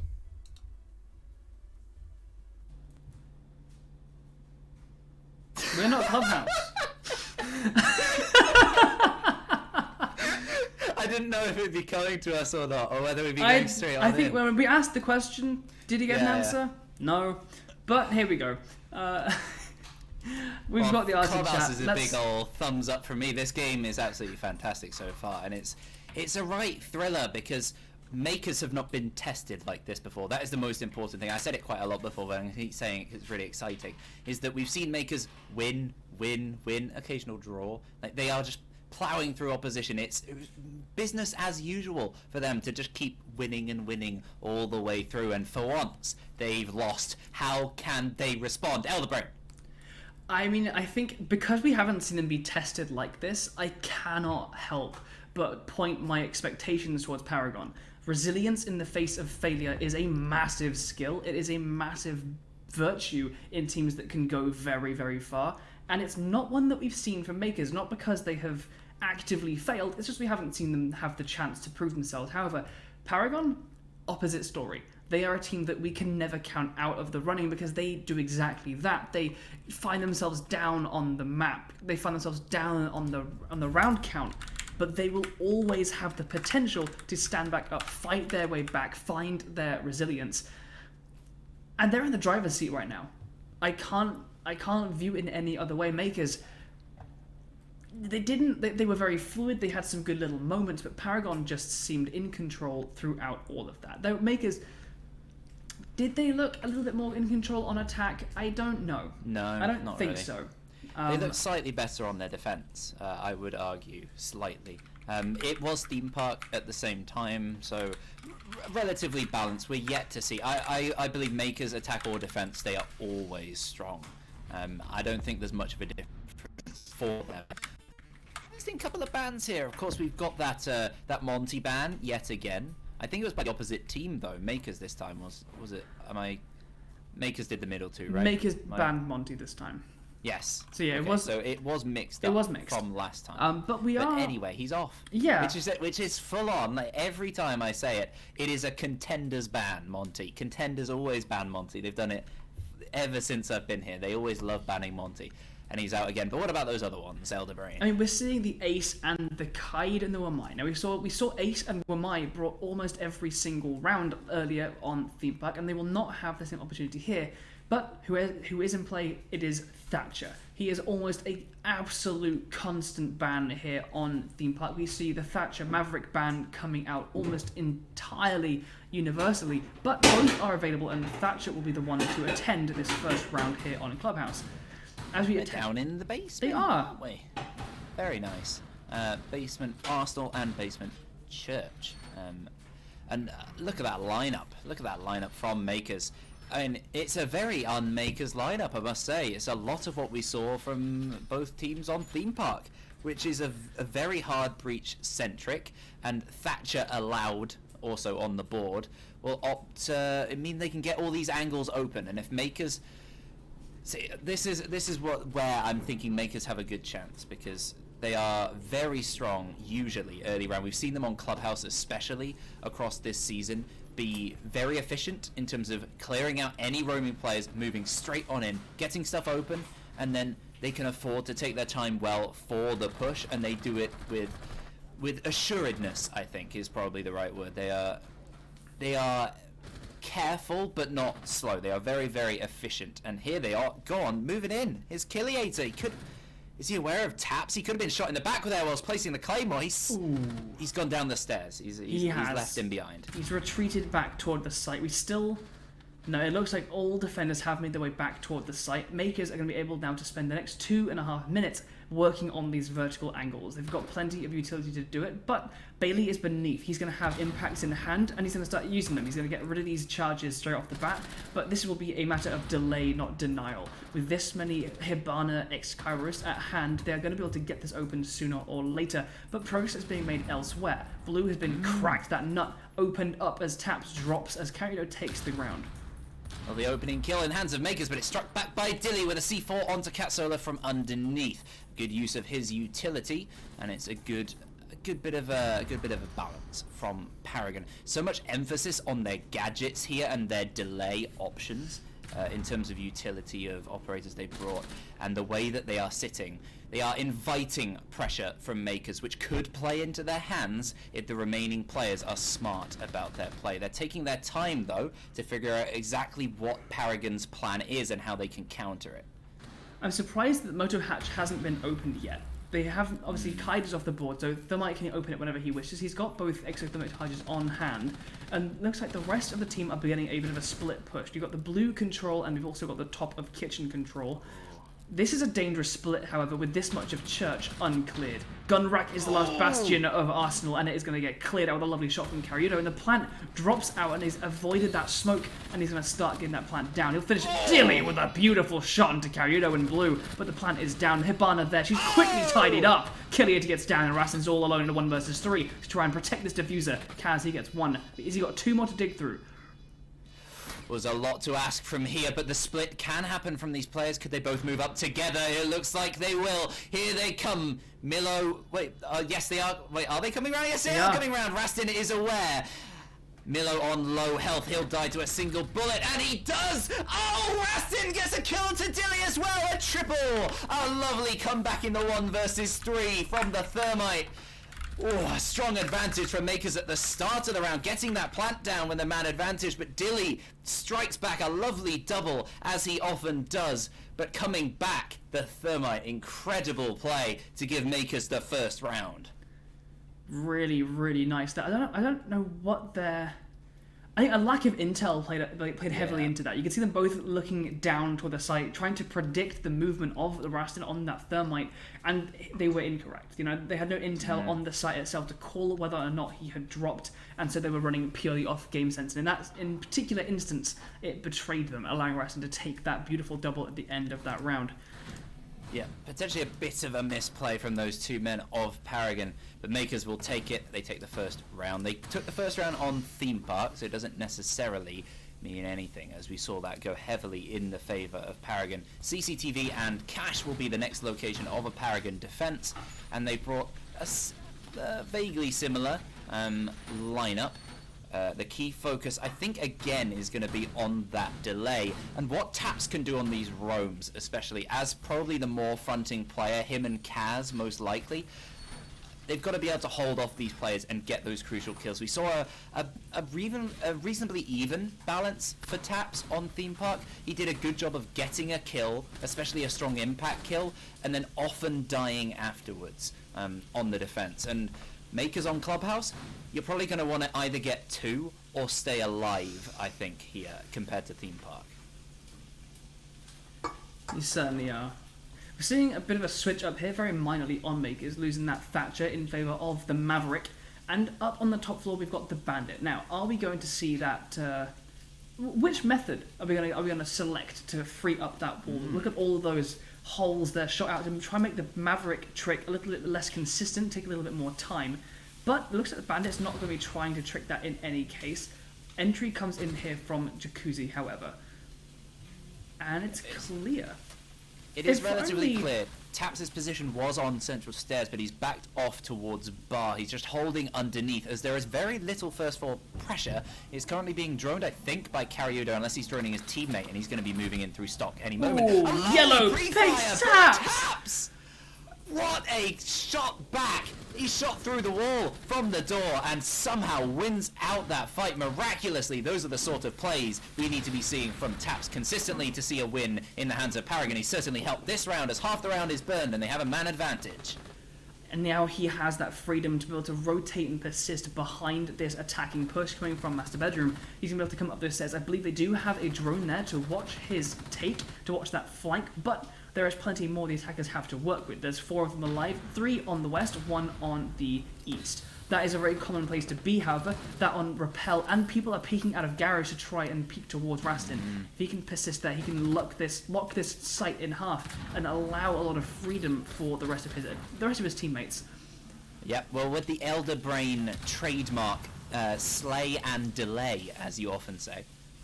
He's done the side part to a degree, and he's certainly delayed. Bailey is slaying with a C4 onto Cat Solar. A lovely toss out through the site door, I believe, onto the construction player. And Taps now is behind. They should be aware. They certainly should. If they're caught off here, that would be a huge misplay, and they're certainly not. Wes is a bit smarter than that. He's not C4ing himself like he was earlier in the game. He's certainly smartened up since then, and MKERS look like they've got a decent chance here as they pull it back to a 3 versus 4. 30 seconds left to execute.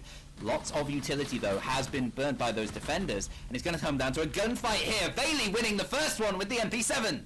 Rastin, all by himself, has been downed over by the main breach. No chance of rezzing. He'll get finished off there. Dilly and Milo, there to tidy up the last 2 members of MKERS and make sure this round count does not fall in the favour of their opponents once more. CCTV falls to Paragon with that nice defense there. That 2-0 advantage MKERS had at the start of Theme Park is the most... They've not been ahead that much at any point. I don't think they've been ahead since, actually, at all. So, actually, no, sorry, except for that first round here.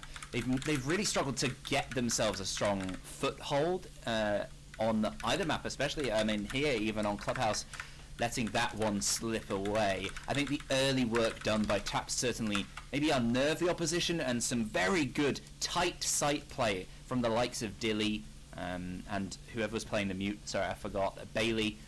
That round was fantastic as they head back down to that bottom floor, which is, I mean, they did a pretty solid job getting to such a, like, they got to the 1 versus 3 Paragon, the 3 versus 1 in their favour, and then a bit of an odd misplay. They allowed that plant to go down, low pressure, particular spot, just 1 canister, sure, it will push them off for a moment, but they can readjust to a new spot and plant, so a little bit off the pace, Paragon, that particular round. But here, now that they've got 1 in their hands, they know a bit more what to expect from MKERS, at least in terms of lineup especially. I think they could adjust well here.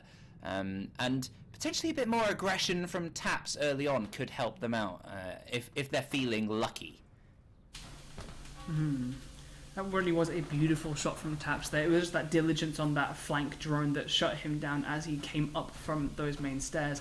But for now, we find ourselves on Church and Arsenal. This went in the way of MKERS with a really nice split push from the kitchen hatch and from Blue. Taps is in the same position he was last time. Kieta has taken Garage and is sending a drone down there to try and find out the location. Taps will respond by taking care of the drone and falling back. Well, MKERS attacks have not been particularly convincing so far on Theme Park or Clubhouse. That 1 win was an individual moment, which is fantastic, but at the same time it's not a strategy to be relied upon. If MKERS want to take this map, not only this map, but the next one against this strong Paragon team, they're going to need to just improve in that early round play, certainly, and be a bit more consistent throughout the game. Kaz currently trying to deny Wes's breach of the kitchen hatch. Katsola is above as well. Those impacts, I think that's most of them are off. Yes, it's Bailey with a few in hand, and he's swapping out, so it might stay a bit close for a bit longer, but you imagine Wes has got this with the amount of pellets he has remaining. Yeah, he's got 6 left, and that last impact trick won't quite succeed. It'll manage to get those next pellets off on that hatch and open it up. With 1:30 left, a beautiful nade from Katsola sails down Blue Stairs and shuts down Taps. I'm sorry, that is a bit of an ironic thing. No need to worry about grenades. Not quite. Karyudo follows it up with a kill onto Bailey as Blue control is heavily established by MKERS. Milo contesting across from Tunnel, his position likely well known before even that drone comes in. I'm not sure it saw him either, but they've got to win that fight out against Milo as the drop comes. And the plant will be taking place. The smoke is taken out alongside Dilly as well. It's only Kaz remaining in a 1 versus 5. I mean, we've seen him pull out 1 versus 3s already in this matchup, but we need to see something even more miraculous from the man here. He gets 1, and is he ready for the returning fire? He is, certainly. He is returning fire of his own. But he's really stuck in this corner, and he has very limited time flanking around. Here comes Katsola. Here comes the pinch across with Karyudo as well. I think they're going to play it relatively safe for time. That Banshee giving away the position of the sledge, but Karyudo finishes the job with the Musoc, actually. I mean, Karyudo has done some horrible... I don't want to be here. Some really nice shots with that pistol, both on Theme Park and here on Clubhouse. We're seeing a lot of... MKERS are establishing Blue control as a matter of absolute priority, and you can see exactly why. It acts as a cornerstone of rotation and control through both objectives, both into Church and into Arsenal, and they are establishing it so well.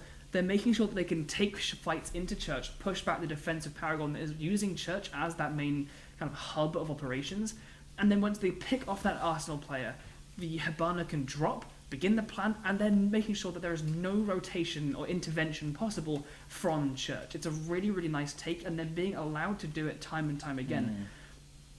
a little bit too passive from Paragon in terms of their style. I think a slight bit more aggression would help them against Makers, going for that delaying strategy. And it was certainly a lot better for Makers. They noticed the weaknesses of that defense and they enacted their plan against it as a strong counter.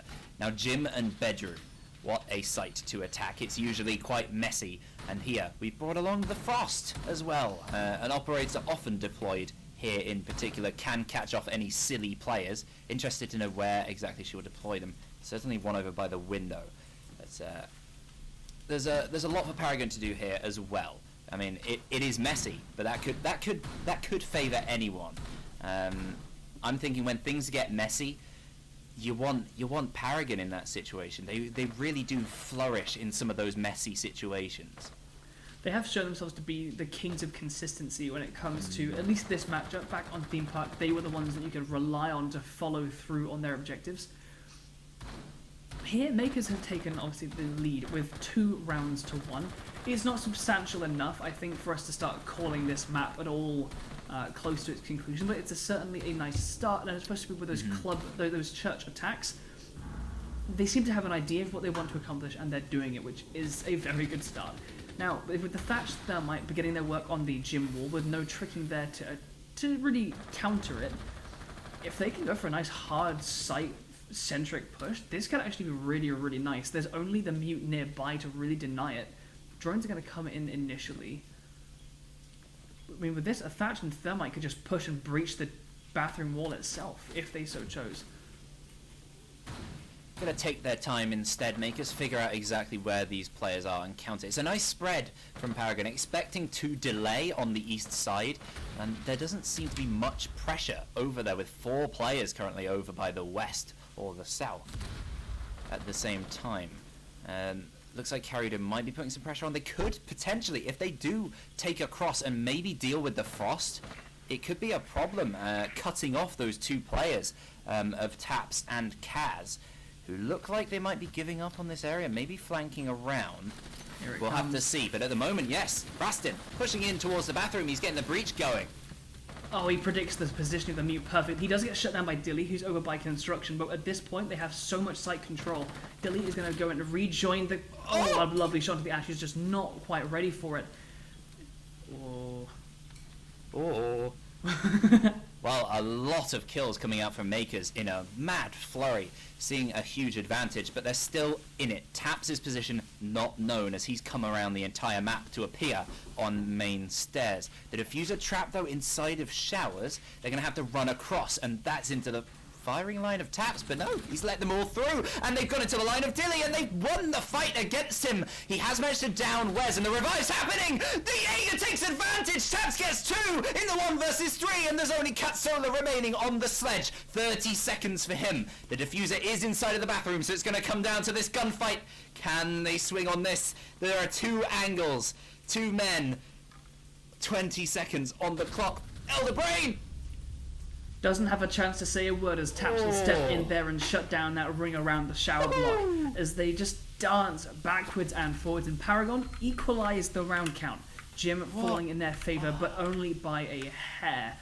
What were we just saying before that round? The ability of Paragon to come back. They were in a 2 versus 5 there. They were in a 1 versus 3 later on. And Taps with those impact kills. He's struggled, like we saw him earlier being relatively even in terms of kills, but I was saying those kills he got were fantastically impactful on the round, and there's nothing more impactful than a 1 versus 3. I mean, Makers, they wanted that 2-round advantage. They haven't had a 2-round advantage in so long, and they've not been gifted it. We're back to a 2-2, which from this point on Theme Park, we saw Paragon sail forwards to the 4-2, and then eventually take the map.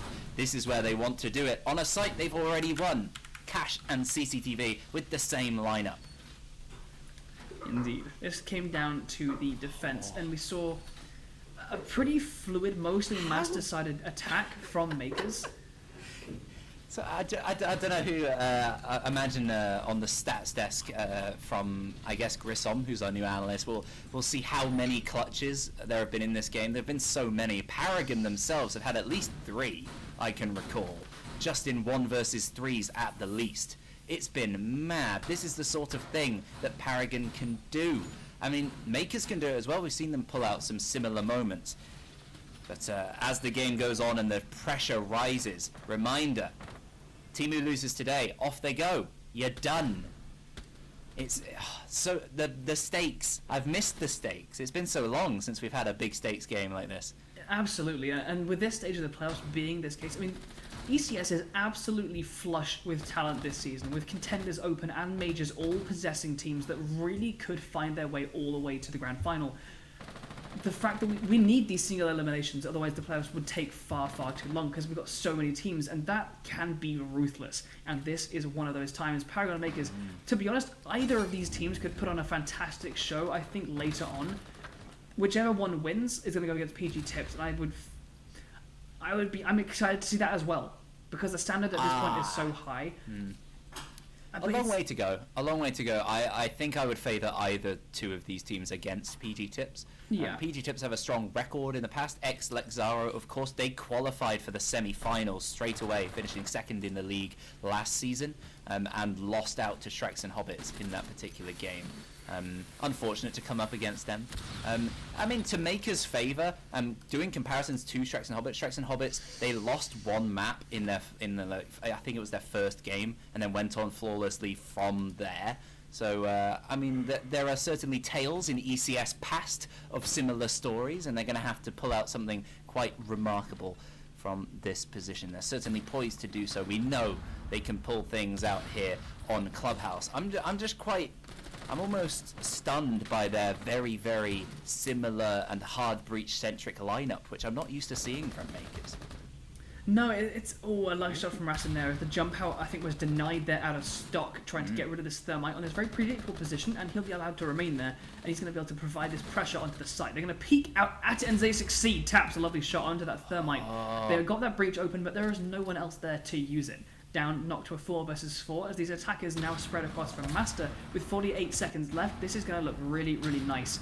Paragon are going to be able to focus on that, aside from the Maverick. There's so much delay from the smoke canisters, the C4s, all the above. Taps getting a very important impact kill onto that Thermite as well, shutting down the presence, and the Maverick has had to move all the way over, wasting time to be that pinching player now that he is over on the east, to be that extra man behind as 3 players push in from the front. And Killiator starts things off with a lovely shot. It is that man behind, getting a kill from the breach, and the plant's managing to take place. Milo can't quite see him, but Bailey gets the kill. Refragged quickly. No, Bailey's the final remaining player, and he gets another, but it's shut down. The eventual trade from Killiator sees Makers take the 5th round in their advantage, 3-2.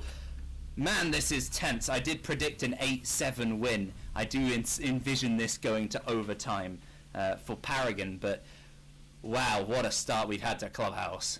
It could certainly go that far, and this is the first time since round 2 of Theme Park since Makers have been in the lead. And they're looking pretty good. They're looking a lot more confident here than it seemed to be with them on Theme Park. Are they a team that can thrive and be successful on a couple maps but struggle really severely on others? Maybe. I don't know.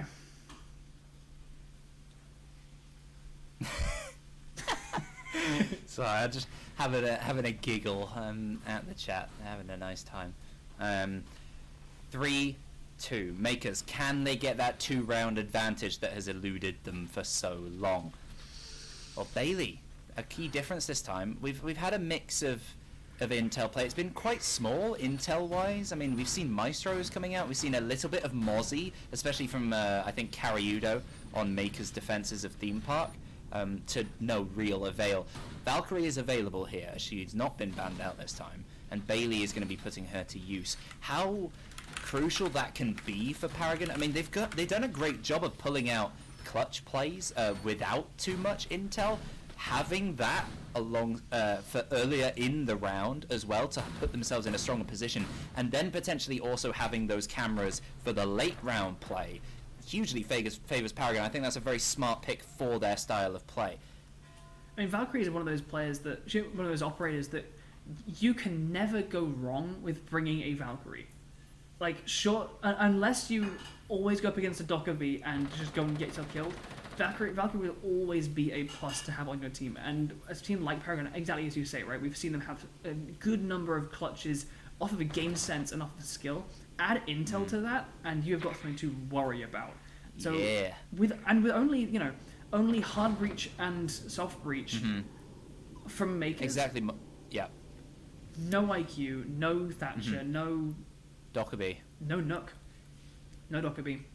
It's the sort of operators that we would expect usually to see from MKERS, certainly earlier in the season. As of late, they've started to go for slightly more similar lineups, and it's not really, they've not been punished for it necessarily so far this season, but we could start to see that come into play if they're not ready. And there we go, a lovely C4. You imagine that has to be the intel from her Black Eye Cam. Bailey with the Valkyrie getting a fantastic vertical C4, a rather free kill there. I mean, and then there's no such thing as a free lunch. I mean, they earned that through their fantastic use of their utility, the C4 and the camera. The two players underneath ready to flank. There's a lot for MKERS to do from this position. They certainly have all their hard breach available, and they've managed to get angles open, at least. The only thing that would scare me more right now is if they trade positions with Dilly to get another Nitro cell under that massive room floor. For now, however, Bailey is going to be there, importantly, to assist with Taps. Taps has been playing under this stage hatch to deny the breaching potential being placed upon that wall. We've seen that under a few times. He shoots up, and he shoots up to get rid of those charges. He won't be doing so this time, as he knows they are very aware of his position. But if they do try and sweep him, he's got Bailey to defend. Oh, well, it's getting even worse for MKERS. They lose one. Karyudo making sure it's not for long, but he's refragged. It's Dilly getting another key kill, this time with the MP5K on the mute, not opting for the shotgun he's using. Oh, Bailey getting it. Oh, it's from underneath. A lovely kill onto Wes. His position just not flushed out at all, and Killiator walking into a horrendous crossfire again. Yes, Katsola, exactly. Well played with the cams and the C4 throughout the round. That intel from the Valkyrie not counted by any operators, not counted by any play. Big brain indeed, used by her teammates and individually. Fantastic from Bailey. I mean, you couldn't ask for more. Almost the architects of their own destruction at the moment. I mean, you couldn't ask for a better illustration of the point we were making of that. I know. Today, the entire game has been we make a point and it happens. That's not just because we're fantastic, because these teams, they have quite strong characters. You know, that's one thing I do appreciate here at ECS. These teams, they have their own styles, they have their own methods. Sometimes it can be predictable. That is one of the drawbacks to that necessarily. MKERS, they are opting for a slightly more spread lineup though, now that they're on their defense. 3-all at the split. It could go either way still. Nothing said. I mean, fantastic individual play from Paragon, but they've not. It's not a 4-2. It's not a 5-1. It's a 3-3, and MKERS are very much in contention to win out this map. They brought the Doc along as well. The Doc and the Valkyrie, the Goyo. It's a decent bit of variety. What I'm trying to make your point, Elderbrain, before I move on to strategy. I mean, there really wasn't much more than what you stated, right? The bringing out the Valkyrie, the Doc, and MKERS. Doc's an interesting choice for me, the choice between Doc versus Rook. There's a discussion to be had there about passive versus active utility and benefit.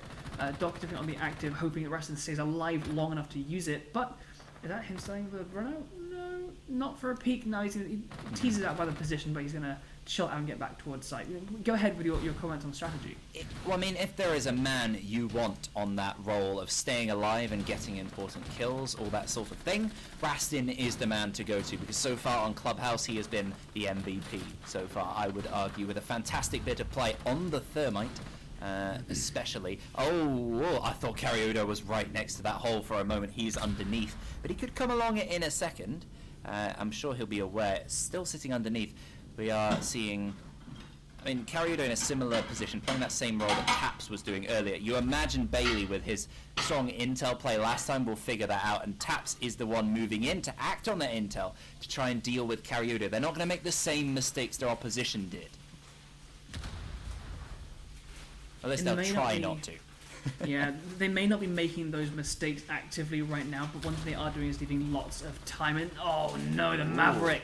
He gets to work on the wall, but the second it gets softened, a Nitro Cell pops off and shuts him down. Those nades off the ball, as well as that powerful M4 assault rifle. Paragon left now at a disadvantage, but with 1:30 left, arguably quite a lot of time to work with. Certainly, things are somewhat in favour of the defence.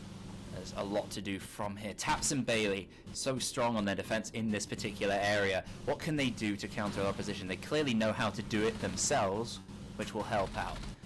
They've got Kiliator to deal with inside of the site. And Karyudo, currently, he's backed off. He's gone all the way round to potentially shoot from underneath towards this breach. Taps being taken out in the meantime through the site wall. A lovely shot from Cat Solar behind Island.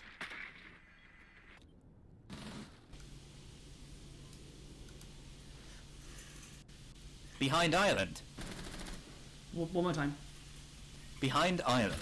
It certainly is the case, and that swing comes from Kaz as he comes up right stairs. A lot of damage dealt to the Goyo, but nothing too lethal. Lethal, however, is Dilly as Cat Solar gets shut down on the mute. A nice flurry Dilly keeping them in a relatively positive position, and he brings it to even. He is absolutely on fire. Shots raining in from that upper angle being held by the defense. Dilly, he's absolutely nuts. A quad. All Bailey has to do is get one kill on the round. Nitro gets tossed out, but the person with the trigger is dead. It's all down into a 1 versus 1. The nades will sail onto the Jaeger. Does he have to worry about it? Oh no, a careless swing into the line of sight. He knows where this player is moving, but Karyudo. All you need to do is weather the storm of Dilly, and you've got this under control. What a storm it was. Thunder and lightning, very, very frightening from Dilly himself, but holding firm. Karyudo there on the Jaeger. Absolutely fantastic. I mean, Dilly just ran on in, murdered everybody, mostly with the bearing 9. Some fantastic play, great awareness as well. He was spinning, he got kills in every direction from that server block. But a lot of focus on Karyudo for shutting down Dilly, potentially getting a tad over-aggressive without the direct support from Bailey in that position, rather than maybe just trying to help and stick that plant in the 2 versus 1. You can see why he was going for it, but potentially a misplay, and Karyudo is there to slurp up any opportunity that was given to him. And it's fantastic from MKERS. Could have gone either way. I mean, I don't Dilly think is just insane. Dilly this man is a really machine. going. He's really going for it. And you know what? He's better when the pressure is on. That's something I'd like to say. In the big games, I've seen him across from Paragon when he's playing for X Volcanoes or Acro Moment. We know this man quite well, and I've seen him in semi-finals, I've seen him in finals, I've seen him here in the playoffs in this particular game. When it's the big games, he just shows up. He gets so many big kills, and if he can keep this up, I mean, MKERS, it's always going to be close with a player like that on your team. Yeah, it certainly is. I mean, we're seeing it so many rounds come to. Oh no, an early bit of aggression punishes Bailey. I think that was Karyudo jumping a peek from the kitchen entrance doorway. He's going to back off nice and early with a nice bit of damage dealt.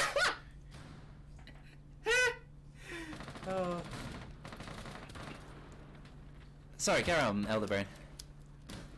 I'm just waiting to see what we're going to get No. here. We've got a very strong sit coming out from MKERS on their defense. We've got Paragon fairly well split with everything from jacuzzi pressure to dirt all the way to the opposite side of garage. But Karyudo is fixing that. The defenders are beginning to spread out. Katsola all the way up in Jim, ready to deny and pinch actually in this corridor should they open up this jacuzzi wall, which appears to be their intention for now. Yeah, quite a common ECS strategy we see nowadays. A lot of teams adopting it, using the castle to make sure that bar is nice and secure, and then roaming in large number. It does mean it tests your opposition, I think. It means that your opposition have to clear across most of the map. It's good at delaying. It's a pretty solid option in general, and it separates the strong teams from the weak. Because if you're a team who are slow and a bit too overly careful, you aren't efficient enough, you can find yourself with 20 seconds left and you've barely done a thing to the site. You've barely made a dent in the opposition's utility, and that's going to come down to it with the goo mines, the C4s potentially, and those banshees in the worst positions possible coming into the pushes. It's going to be a nightmare for Paragon if they don't clear these players out. They have taken top floor control, however, and are going to be pushing on down any minute now and trying to make best use of the utility they have. The key player, though, at the moment, keep your eyes on Catsola. And Kiliator is also in position. Catsola's position is known here as a player, I believe. Yes, Dilly moving down the stairs here could get pitched, but Kiliator's backed off, and Catsola is now all alone. Yeah, a slight, I mean, I don't know if that's damage control. Catsola has backed off to that fairly well hidden corner, and there's Kaz. He's come through billiards. This encounter here is going to be really important. There's a fear he gets a shotgun shot. Taz immediately aware of it. He's going to pre-fire through the soft wall. No, he doesn't. He goes through the bathroom push. That door has actually been soft barricaded with a little crouch sneaky hole. Oh, pushing on this close to a shotgun is an absolute nightmare, and he... Oh, well, it doesn't win it out, and Catsola gets another in this strong position. He's right behind Bailey and Milo, still again persisting with this shotgun. They have to take him close or just drop on in, and they have. They're going right into Church. Dilly, the only man in the corridor, he's going to provide as much resistance as possible. He's dead. Rastin takes him out, and Catsola dropping behind. Is Bailey ready to cover? I'm not sure he's got the angle across the C4. Sails and takes out Milo. Only Bailey stuck as the last man. The plant, meantime, is stuck, but it's not enough as Catsola gets a 4K for the round. Fantastic play from him. I mean, again, individual performances shining here on Clubhouse from both teams, and this time Catsola gives MKERS the thing that they've been looking for ever since the very beginning of Theme Park, that 2-round in a row magic.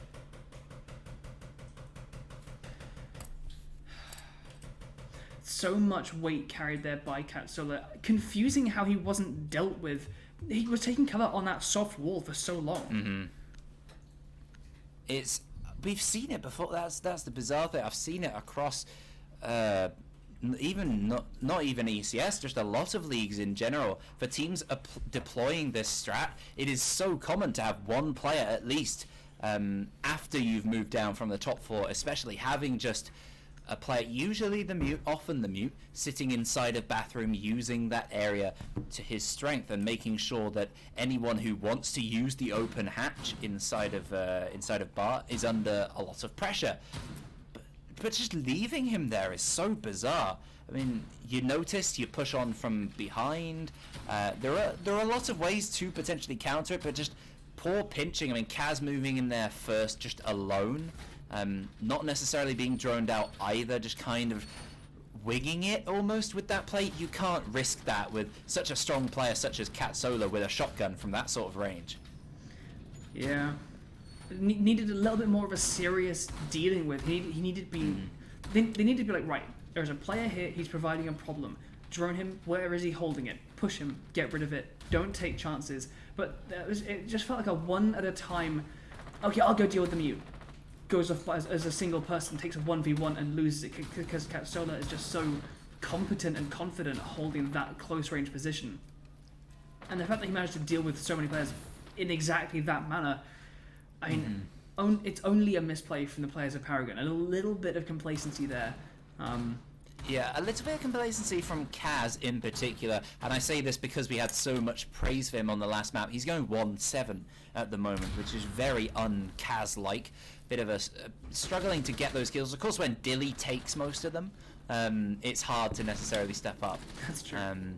But he's looked a little bit off so far on Clubhouse, and if he can be on his game alongside the rest of his team the way they're performing right now, they should see that 2-round deficit become a lot more even, as MKERS are only 1 round away from match point as well. Indeed. Now we've got a gym and master bedroom attack here for us on round number 9.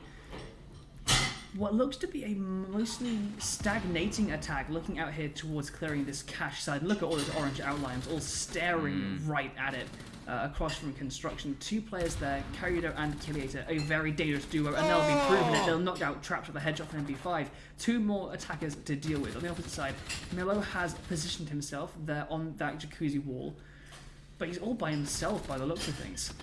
Oh, Kiliator, he's backed off across the construction, but he's still holding the angle towards red to support his Jaeger, and he gets the kill indeed. It's a double, taking out 2 heavy impact players, Dilly and Taps. Bailey gets a kill, but is refragged instantly by Kiliator, who is refragged instantly by Milo, leaving a 2 versus 3 disadvantage for Paragon for this move. Milo has control of the mirror window inside of logistics, which could work if the Jaeger is pushed back, but he's persisting again, and Kaz can't get an extra kill. He's still just on the 1. Karyudo picking up another important kill here on the Jaeger, and Milo has 3 to deal with.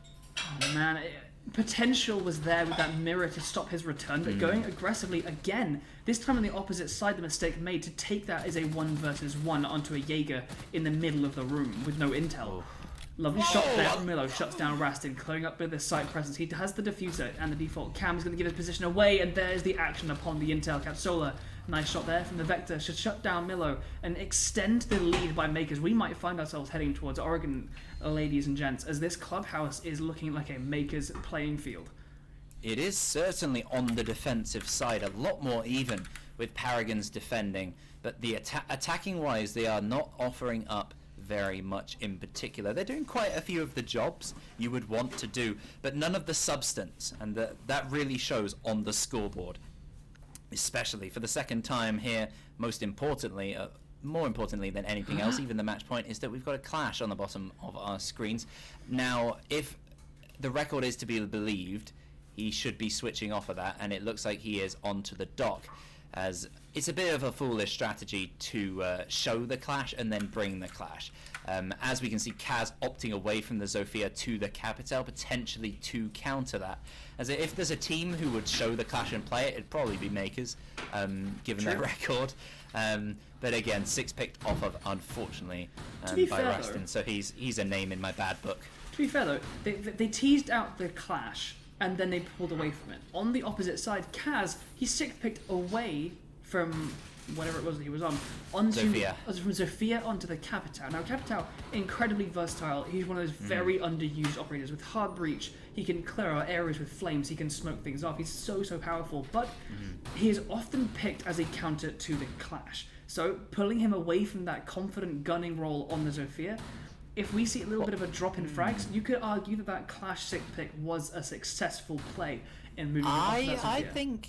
I think in that regard, yes, but at the same time, I think Kaz needed a switch up, because going 1-8 at the moment, really struggling. He's not really made an impact on the Zofia so far, and playing an operator a lot more support-based in order to maybe just support the play that's been so strong of Dilly, Milo. I mean, basically the entire rest of the team have been fantastic so far. If they can get into those strong positions, Dilly can get a handful of kills in server. Having those fire bolts and those smokes moving on in could be really useful, and it ensures that he stays alive and is impactful throughout the round. And also he's got a claymore to stop run outs, which is always quite nice as well, on top of that. I mean, yeah, there's similar to Valkyrie, Capital is one of those operators that you really, a person that knows how to play Capital can have an impact on almost any round. Now, Miller here was dealt with by a really nice Nitro Cell onto the wall the second it became soft. Don't know if he's going to fall victim to that this time, as Dilly is on the opposite side, and I don't know if there is a pre-placed one on the wall. Or is there? Is that Cat Sola's Nitro Cell? Or is that already been explained? Imagine it is. We haven't seen an explosion, so he's certainly placed it somewhere. We'll have to wait and see for this move. Or we may have just missed it. I think it would have gone off there with Catsola holding that angle. Either way, the wall is open now, and we have Capital underneath here to be setting fire to these rafters. Rafters is going to be occupied by the Doc, who is going to be made to dance a little bit and fall victim to Taps. Occupied! He's occupied, and he's tied up by Taps as he enters with one. He gets a second one onto Karyudo, and now with Rafters control, that is a really, really important factor in this round for now. So much impact and control of server now. Impact is the key word. Taps getting more and more impact kills. He just always manages to do it, and taking garage control with the Capital now, having basically free access towards server. They just had to watch some of these long and elevated angles. Kaz now coming round. That pick could be crucial here. With the strong man advantage, Taps gets another kill. It's a triple from the Ash as he moves in. Milo going for this plant. Is that play C4 there? Taps gets a quad. Can he find the final man? He doesn't know where he is at the moment. Wes gets that final kill. A lovely throw with the C4 and Taps finishes things off when his team need it. An ace. Match point against them. Nothing for this man. He gets Paragon off to winning ways yet again. Stems that bleeding of losing round after round. 3 in a row lost, and Taps, fantastic. None of those kills were free. They were very difficult fights quite consistently throughout the round. Coming out on top, wall bangs, spinning on players, winning the fight up on rafters against the dock. Fantastic play from that man. And Paragon, they've still got a chance on club here. Maybe that is the... Oh, and no warning on that. Sorry, my camera's not here. They were not ready at all. I was not ready. I'm confused. Elderbrain. Speaking of people who aren't ready, Paragon, there are teams that have people... I just set myself up for... Okay, fine. I was looking all good for you. Okay. You look fantastic. Thanks. Paragon, we've said so many times before, right? They're a team you can't count out. They're a team that, no matter how bad things look against them, they can always come back from it. We didn't really see that. Sorry, Vapor's comment, why is Kaz cosplaying me? Fantastic, I love it. Good. That's some good humour there, I like that. Sorry, continue. I mean, we mentioned Paragon have this ability to come back from things. We didn't see that on Theme Park because they didn't need it. They were in the lead the roster. They were in the driving seat and they took themselves all the way to the victory. But here, they found themselves at 6-3 in a disadvantage. This is the kind of moment where Paragon, as a team, shows off one of their real strength. This is their trap card. And MKERS, they're teasing it on the deck. They're teasing it, and with a little bit more of this action, Paragon could absolutely sweep back. They're only 2 rounds away from being even taking this to overtime. You predicted an 8-7 here, and I wouldn't be... Still, I would not be surprised to find that being the case. Yeah, well, overtime it's going to have to be from Paragon from this point. They're only 2 rounds away from it. And it's certainly a possibility as they get the breach open. A good start from Milo, no denial on that particular area. And that's going to be one entry avenue to start things off. I mean, Paragon on their defensive side relatively mixed in general. I'm interested to see what MKERS can do since that strong roam has been just changed completely. They've gone for a completely different strategy here. The mute of Cat Solo, so influential last time inside a bathroom, is currently over on the other side of the map, over on the east. Well, we've certainly got the players here present to make a much different attempt. We've got a nice dirt tunnel presence, and we've also got the players above Kitchen Hatch to start getting to work. This presence in dirt, what it mostly does is it forces back the players with those impact tricks. There goes one. The Vigil with the impact is shut down. A trade comes out onto Taps and is fighting the player over by blue. That is Wes. But what this does allow is the fact that that breach was allowed to go down, and there we can see the Kitchen Hatch. Is that open yet, or is it halfway through being opened? I'm not sure. I think it's in process as Dilly's having a fight with Killiator across from Bar as well at the moment. A little bit distracting, that lovely angle held across the way, and Milo gets a kill onto Wes, which means that the site may well be clear. It's Rastin still persisting inside the site. Killiator gets 1, he gets 2 onto Kaz, still persisting inside of Bar. His position not flushed out, and Katsolo is coming to support. If Dilly gets too over aggressive, he's isolated over there alongside Milo, who is isolated over in the tunnel. His position likely known from getting that kill. Will he come up and support?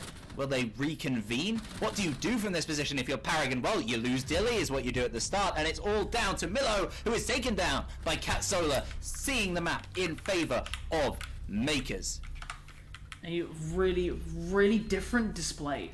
MKERS that we saw on Theme Park did not look nearly as confident as this. This one here on Clubhouse, manoeuvring around the intel plays, the Valkyrie, and you know, we were talking about how the fact that dirt presence is going to make opening the Kitchen Hatch easier, as they're going to flush away those players with the impact tricks. The second that we're making that point, in comes Killiator from Bar to add that distraction, to make sure he's there, to make sure that is not easily afforded. Those layers on layers of interruption of intent, interruption of strategy, really, really nice to see from MKERS, and finding them with a victory, leading us to Oregon. We are needing map 3 to tidy us up for these first streamed playoff. You look like you want to have something to say back. I have something to say.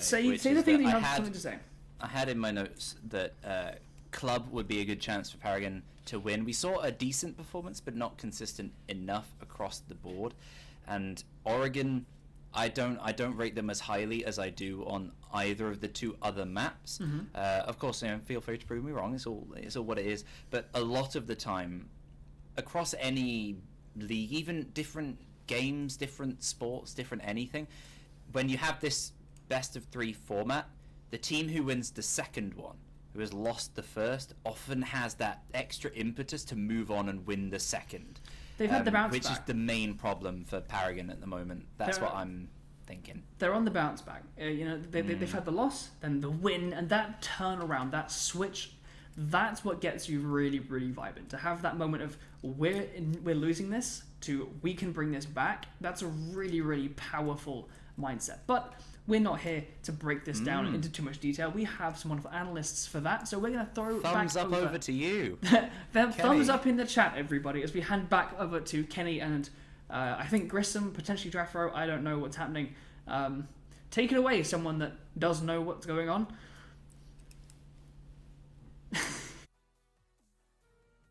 Welcome back, everyone, to me, Kangaroo Kenny, and with me is Grissom on the desk. Well. Predictions have been certainly quite perfect so far. We predicted that Paragon would take Theme Park. We predicted that MKERS would take Clubhouse. And here we are. 2 7-3 victories respectively on each other's map. And that means that we will be heading swiftly to Oregon in a few minutes or so. But for the time being, Grissom, we had a few very, very good plays last round. From the side of Paragon, just notable solo plays that they were able to win, but they weren't able to ultimately win enough rounds to put up much of a challenge there on Clubhouse to MKERS. But I mean, if you want to bring back to one thing, let's start off with Taps' 1v3 if we're going to show that again.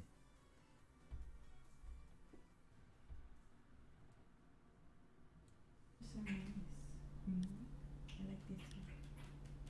But I have so many. Oh my goodness, you do. I love the little stamp ones. I know, I do. I like those. I like the ones that look like. Alright, so yeah, Taps here is able to flank through 90 and get the 2 kills on the resin player. Dilly had done fantastic work up to that point in the 2 versus 5 to get initial kill onto Carriedo and then a secondary down onto the player in bathroom. Downing the player in bathroom, but then getting traded was a massive play from Dilly. And then Taps had his position on the main stairs, and because the player in bathroom got downed, then the other player on the breach had to follow into bathroom, which allowed Taps the room to flank through 90, get those 2 kills while the revive was happening, and then played around the bathroom breach to perfection, given the footwork to the sledge and ultimately getting the final frag to secure the 1 versus 3. So a really good personal play from Taps there, but a lot of Paragon's defenses were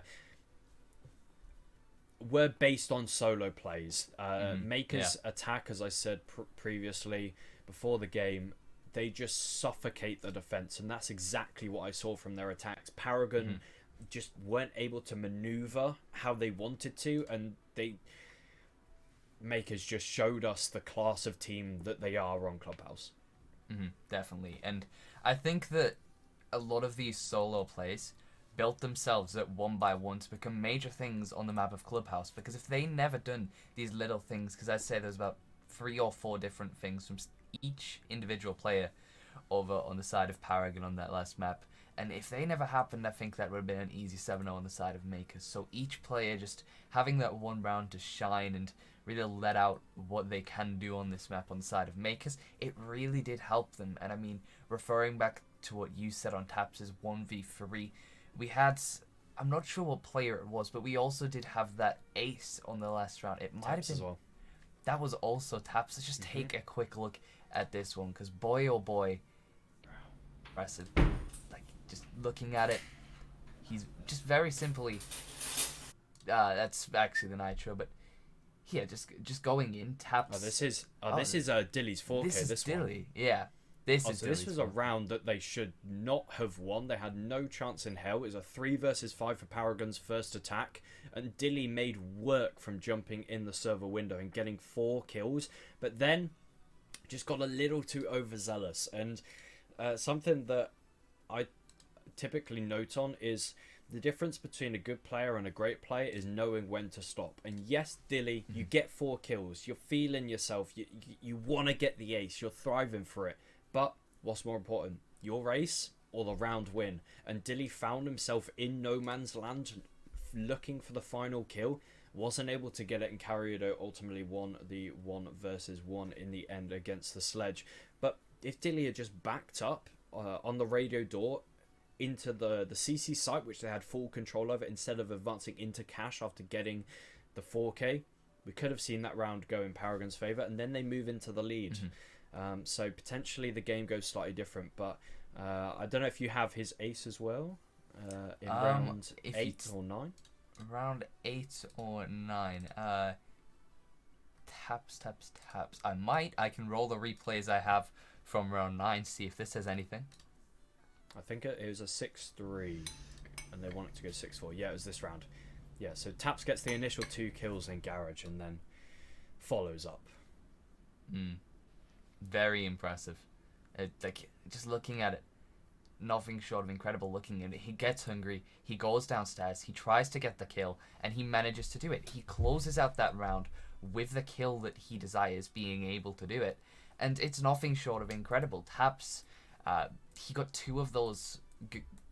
I'm not sure how many there was in particular, but he got 2 of those really good plays that Paragon brought to the table, and without him, I'm not sure if Paragon would have got as far as they did. Overall, MKERS, they did take that map, and of course we will be having to go onto the 3rd map, which will be Oregon, and, well, Oregon I should say, and especially at this time of the night as well, 22 CET over there in Central Europe, so we're going to get into late hours at this point, and I gotta say, there's no such thing as momentum in Tier 4, but it's really going to be... It's hard to get the words out just to describe it, because we've had an exceptional performance from Paragon on Theme Park, and then an even better performance from MKERS going on to Clubhouse, and that was their map pick. And now going on to this decider map of Oregon, and just referring back to what you said, Kenny, Oregon is the map where good teams go to die. Yeah, I assume that obviously MKERS and both Paragon will be prepped for Oregon.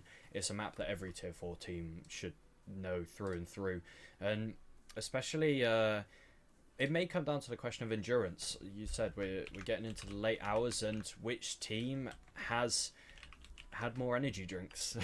Potentially, we'll get into that. But yeah, I think that endurance plays a factor now. We've had 2 not as grueling long maps as we could have seen overtime in both maps, but 7-3 is swifter maps. But obviously, we've still been drawn out over a certain period of time, so Paragon need to pick themselves up after that loss. MKERS just need to keep doing what they were doing. Clubhouse was perfect. We saw, well, I mean, we've spoken about the individual plays from Paragon, but MKERS were just flawless. Their attacks, the 2 attacks onto the basement site were practically exceptional. The first round when Thermite got that 1 versus 2 above the kitchen hatch, yes, it was well brought back from Paragon, but MKERS always looked in control. Then the second time they attacked basement, it was a 5 versus 1, and they closed it out with a secondary with some impactless frags from Dilly on the Malusi. But yeah, ultimately, MKERS were in control the entire map, and I think we might see the same on Oregon. Paragon need to change the pace. They cannot let MKERS stay on top of them. If Paragon change the pace, maybe first round, bring out a spawn kill.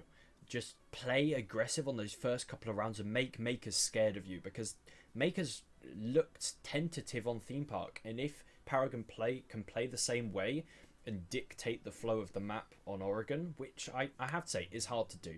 The map has a set-in flow, a set of steps that you need to do on your attack. But if Paragon can just be slightly unpredictable, we may see over time. But I think from my personal view and what we said prior to the whole thing starting, Makers, it should be their map. Mm-hmm. It is the decider map, so it's, and let's be honest, Kenny, it's Oregon. Every single team at one point would have played Oregon in ECS. There is no time where throughout an entire season you haven't played Oregon, and like people like Ebac, he even calls it Boregon. Like, it's one of those maps which is just so common and so easy. I wouldn't say easy, I'd say unpredictable actually, because it's easy for both sides. It's a small map, it's so packed and confined, and I hate to actually say this, but I'm gonna say it. It's one of these maps where Intel and also Clash is actually really good to bring out, and I can see Ebac clapping there on the other monitor, but bringing along Clash and these shield operators, it's a very small map. If you're gonna flank, it's easy to flank, but you know, you have to actually get around the back without being spotted, because this map, you're bound to run into someone. It's just so small, and these different bomb sites which you can go to. The top bomb site, multiple different entrance points, but also the biggest bomb site on Oregon. How many ways can you attack from there? Because you can go in from Kids, go in through Attic, go in through Trophy, and you can go in through the stairs. Like, a Clash can hold all of that off. Like, let's be honest. Yeah, Clash can be... Clash can be useful in certain scenarios, and I think she does excel on Oregon. But Steno, music to your ears. We're not going to be waffling for as long. I'm 99% sure we have all the readies in chat to take us back to the casters. Ebac and Andrew, Elder Brain, I got it. Yeah. We will be moving on to Oregon, the final map. The decider. Who will take it? Makers Academy or Paragon? Let's go back to the casters and find out the fate of this knockout. One of these teams today goes home, loses their chance to go on to the grand final, and loses any hopes of taking the ECS championship title. One of these teams will find that being their fate, and Oregon is where we'll decide it. Ebac. Makers versus Paragon. We've seen two very different displays of these teams across Theme Park and across Clubhouse. Talk me through what we are approaching as we enter map 3. We're approaching all sorts of madness, all sorts of chaos, and Oregon is the perfect playground for a bunch of absolute madness. It's crazy. And there's a good amount of clash potentially as well, as Grissom mentioned. I mean, I don't appreciate the slander of me calling it Boregon, because one, that's a terrible joke, and two, I never said it. So pretty sure I don't know said where he's that, getting this from. which makes all the sense. I would never slander. I actually really enjoy Oregon. I think it's great. I hate it. It's a place where teams can test their mettle. The best of the best can win out on Oregon game. They always come relatively close. To really smack an Oregon is a really good sign of a strong team. And it is going to be one of those where if some of these teams make it further during the playoffs, they're going to have to play this again and again and again. It's the sort of thing they're going to get quite used to doing. And this is a great time for these two to practice against a big old top team. And of course, 1-1 the score. Only one of these teams can win. One of them will be knocked out, which is a real shame, because I think both of these teams could do quite a good job against most of the other teams in the playoffs and get all the way. I have to agree. I think both these teams have a lot of potential, and to see them in this single elimination style is brutal, but it is indicative of the high standards we have here at ECS. There are so many good teams. We have to just start whittling them down, and to see two teams with so much potential to be head-to-head, forced to go through this gauntlet, is brutal. And I hope that whichever team does succeed has a good shot of going forward. And to be honest, I think so. Both Paragon and Makers are a team that I think we could see in the semis, in the quarters, maybe in the grand final. The next obstacle for them will be PG Tips. And to be honest, with what we've seen of them so far, if they can be on a map that they seem comfortable on, I think Paragon or Makers could really, really take it to teams like PG Tips and beyond.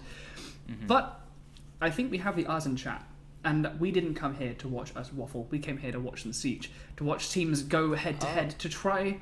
I mean, look, maybe some people came to watch... If you came to watch us waffle, drop some thumbs up in chat, I guess.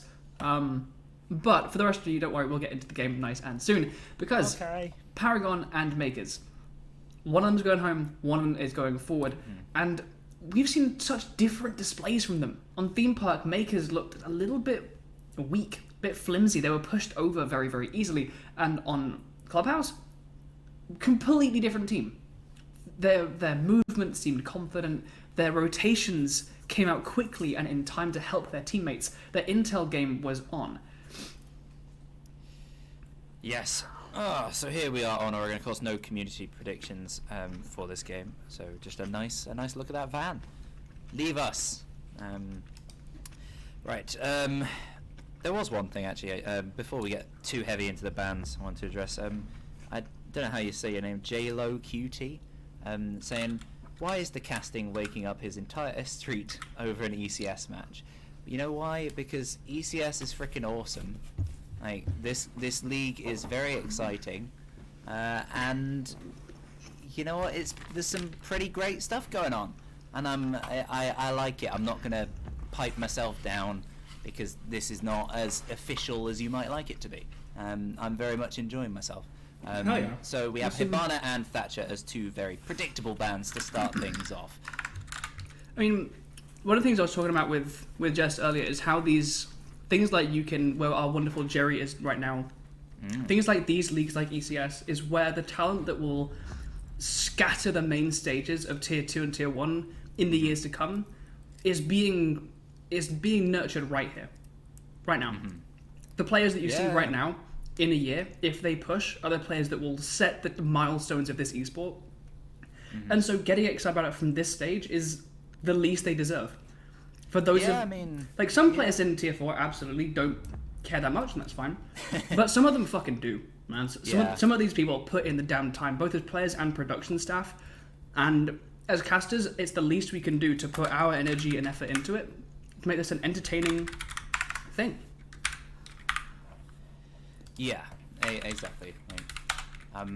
I mean, I'm fully under the impression that I'm never going to get paid professionally to do this, so this is probably the top that I will reach. So why can't I get excited here? Anyway, as I'm sure you will attest, chat. Thank you very much. Kid Storm's main hall will be the first site, and wow, we got a clash lining up. I imagine we won't see it stuck because why would we see that? Anyway, opting for the Melusi this time, which is a bit of a disappointment. That's the third time. Come on, guys. There's been barely any clash in ECS this season so far. It's very disappointing. You know what? Maybe that whoever that was right. Maybe we just need a Clash League and then we can get excited. Yeah, I guess. I mean, yeah. Maybe I'll save all my shoutcasting for Clash League. I'll just be miserable here. Let's be miserable instead. Yeah? That'll be great. All right. Guess we're in kids' dorms.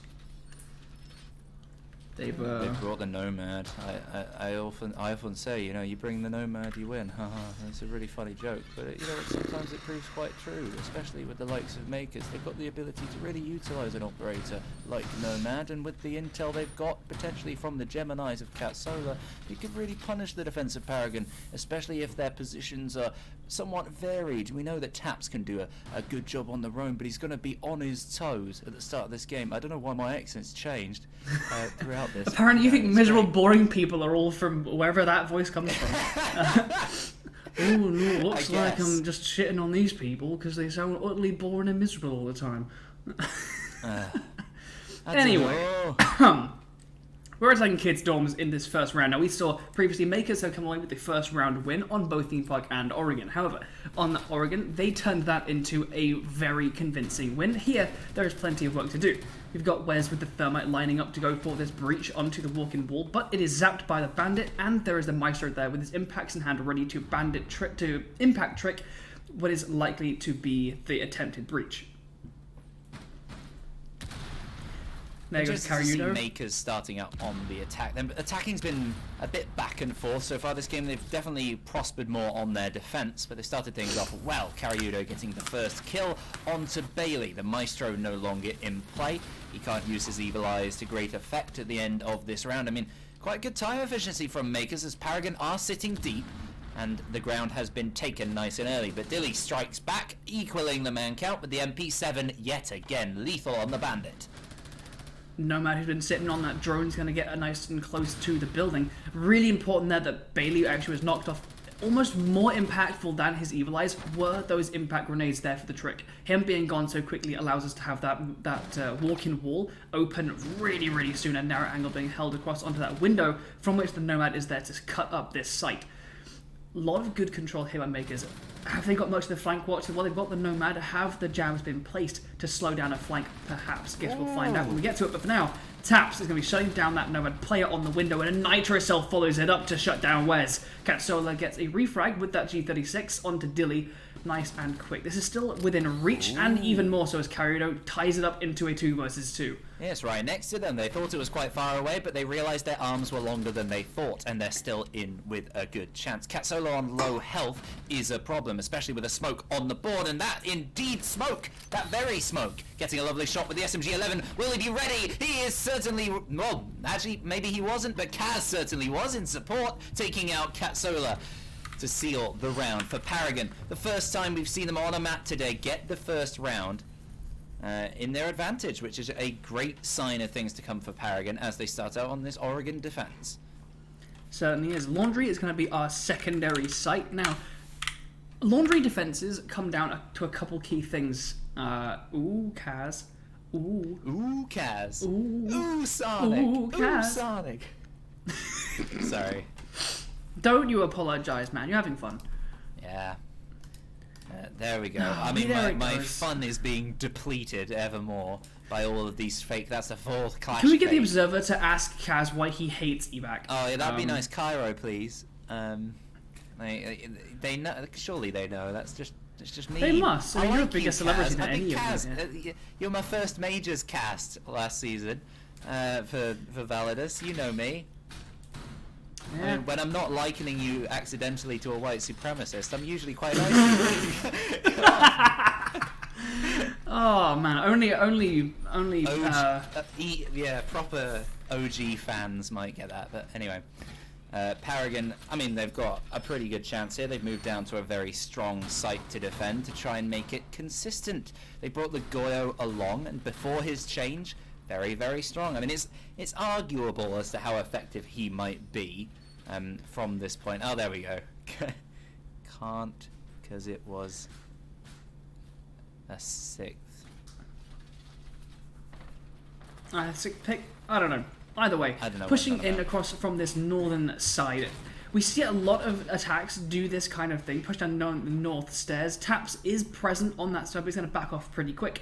We've got a almost non-existent, no, entirely non-existent Roman, so this Nomad is going to have lots of freedom to get down these jabs and slow it down should it come out later. And most importantly, get to work on that meeting hatch. Breaking apart this northern side hold is absolutely vital, and doing so from electrical can be a really nice way of doing so. Kaz is going to be there. He's got a reinforced wall there to defend him should that hatch get popped.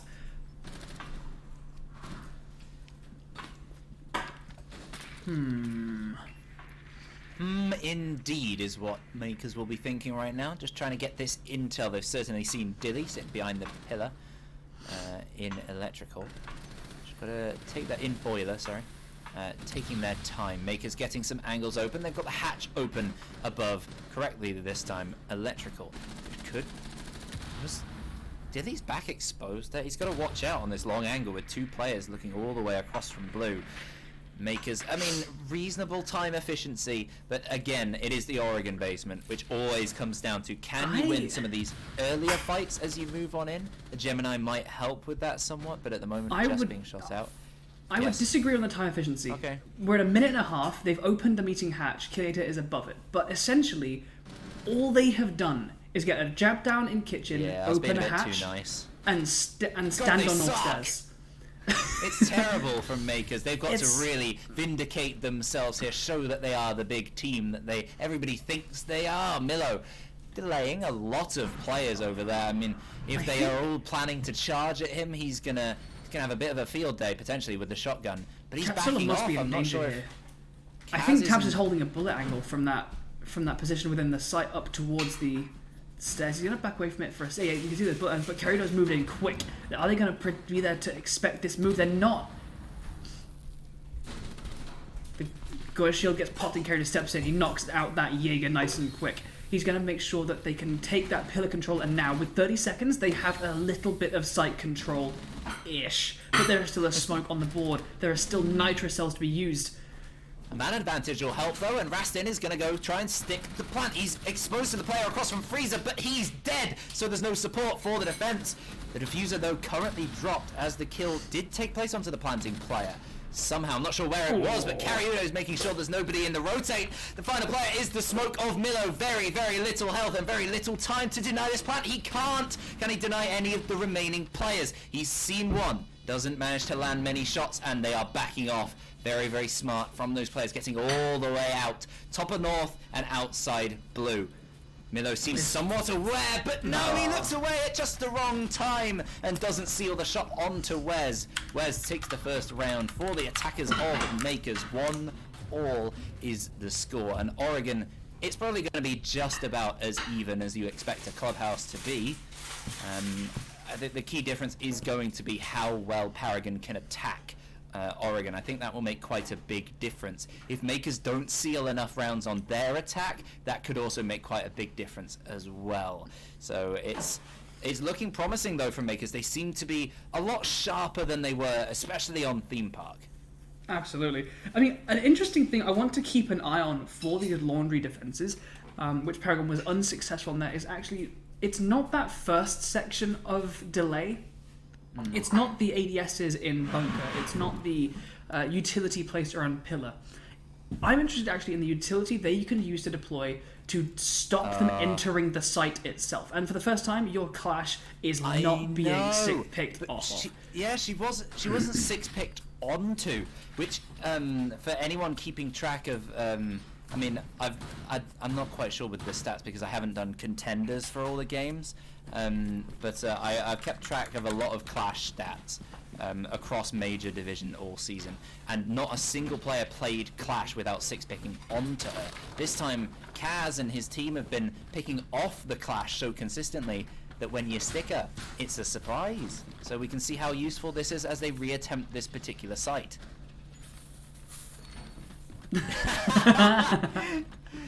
Cairo, just gonna spec the Clash this round. Oh wait, no, sorry, that's not how I say it. Just gonna spec this Clash round the E-Bax request. That's probably how it's Yeah, a so bit more whiny. Now, I want to draw attention to the fact that we had that quick move in by Carudo as he went in through electrical. He got that initial kill into the Jaeger.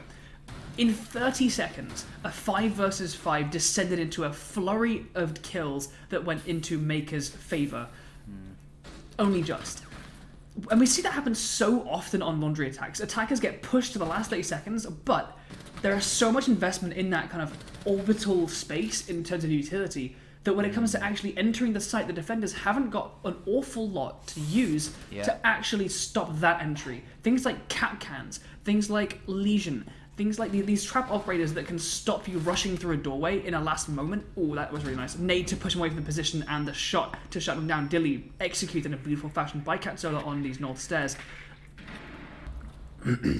As you've alluded to, Elder Brain, the margins, similar to you, are quite fine indeed in these particular defences. Kaz still around, but with that hatch open as well, can be a bit of an issue. We've seen players across leagues, especially Kangaroo Kenny, struggle with that particular hatch when playing the Clash. And there we go. Was that an example of the same thing? Kaz very disappointed in it, clearly, and Milo reinforcing off as the attackers take a lot of control here. Gemini's coming in will give crucial info as well. This strong crossfire held and still canisters in hand, so there are good methods for these players to delay, but the strong man disadvantage really disadvantages these defenders, but they strike back suddenly. Actually, the reinforce... No, the wall was opened by the thermite, and Milo has retaken the ground, and they've equalized the man count with a minute left. It's very, very low in terms of health, though, with Milo and Bailey being so very low, and Rastin, Kineta, and Kerrido all untouched. Those smoke canisters and Goya shields will be burning off that area, but with a minute left, that's going to leave them time to burn out, exhaust that smoke, and still leave a few 10 seconds or so to actually enter, which we've seen is more than enough for them to enter and slay their way through the site. 38 seconds on the clock. Now these strong angles do favour Paragon somewhat, but they're going to have to make this move in. The smoke canisters now fully expended, and the smoke is taken out as well. The plant is going down from Rastin. The Maestro can't deny because he's denied by 2 cross angles, and Killiator, not just the Maestro, but the Jaeger, he shuts down and takes another round attacking win for MKERS on this particular site. That looked quite a lot better from MKERS. The way they established that pillar control and operated around it rather than just rushing in through the site felt a little bit more convincing to me, and reiterate and kind of emphasizes in my mind that need for that either changing your positioning and any maybe positioning of shields within the site to actually deny that level of the push, because at the moment it's basically once you've taken pillar and taken bunker, all the defenders can do is dodge around the existing cover that is there, and they haven't got much of utility to actually deny once those Goyo shields have been burned. But regardless, we find our way back up to kids and main dorms. Now, we were here last time on the defense, and Paragon won it. It's the only round they have won thus far, and it came down, I think, to a really nice hold from Dilly in Attic. He got a good number of kills there, especially some very important ones as the attackers tried to take control of games after they got really quick control and opening of that walk-in wall. Yeah, it was a bit of a MKERS weakness. What they decided to do was take the ground quite quickly on the second floor, kind of ignore the first floor somewhat, and then get jabs down in those positions, which you can afford to do as with the Nomad, especially on the board. But the counter to that is vertical play, and we saw a C4, we saw Taps use a vertical angle to kill the player from underneath, I think from the corridor up onto the site window. So that sort of thing, just allowing players to roam around. We saw Kaz and Taps down there last time. If they're allowed to persist in a similar manner without being flushed out, that could be a huge problem for MKERS, who maybe slightly single-minded with their push, which really cost them. Indeed. Now, at this point, we're starting to see MKERS settle into this attacking lineup. We saw them almost religiously sitting on a lineup back on, I believe it was, on Theme Park especially, we saw a singular lineup brought up by both teams. Here we're seeing a solidification into the Yana and the Nomad picks. What are your thoughts on that? Because I don't think I've actually heard a Nomad jab get detonated yet. No, potentially the presence of the air jab, hearing it coming by can force a player away. So that's a sort of almost hidden thing if we don't necessarily notice it. And sure. Taps is probably that player who would come into contact with it. And it's the same take again from MKERS. They're getting angles open. Yes, there we go. Thermite breach, getting that wall wide open. And Dilly is the man to contest across. Milo also in a position to deal with that. Taps again underneath in this position, but he's going to come across Killiator this time. Not a fight he had last time. Killiator gets a vertical kill, but is taken out by Taps, who is still in that position, not flushed out, and he's managed to get himself a kill. So it's still pretty decent for Paragon, and MKERS haven't taken too much control. They are getting good intel here from the Geminis, though, aware of a lot of these positions of the remaining defenders. It's always good to see when, I feel like a lot of rounds you see people picking onto the Yana just because guns, frags go. It's really nice to see them get pulled out in these small positions of safety, whack out the Gemini whenever it's available, gather that information, just making sure that throughout the round you're always keeping a bit of pressure and a bit of awareness on those defenders that you maybe don't quite have from a passive drone call. A 3 versus 3, very tense. Bailey starts things off for the defense and gets a lovely kill onto Rastin. Wes on low health, Katsola as well, who is downed in the meantime. Could be really tricky, and Taps gets a triple kill, a double from underneath at the end there. Again, allowed to persist underneath. I said it before the round started, you need to deal with Taps from underneath. And he wasn't dealt with. He gets a kill on his floor. Only one player trying to contest him at all. And then he was allowed to sit there again. And that's 4 kills in 2 rounds of that defense that he's got from this position with 0 contention. Yeah, it's rather bizarre. Nomad is good when you have to shut down a rotate for the rotate's sake.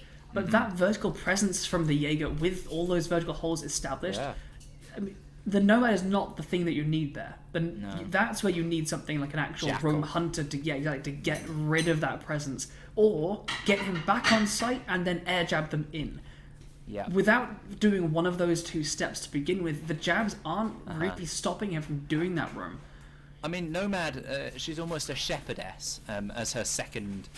You can push people away, but you can also force those defenders through. I mean, it's quite a tough ask, but a lot of the time you can put enough pressure on. That's another good side of potentially the Jackal. Just tracking a defender's position, forcing them back, can certainly help you out, and then locking down those, making sure they're trapped in, is certainly useful, because if you're just sticking jabs down willy-nilly without knowing exactly where players are or forcing them to make these particular decisions, it's not as effective. And so far, Kiliati's been doing well on the kills, and the Nomad's been useful, especially on the basement defenses.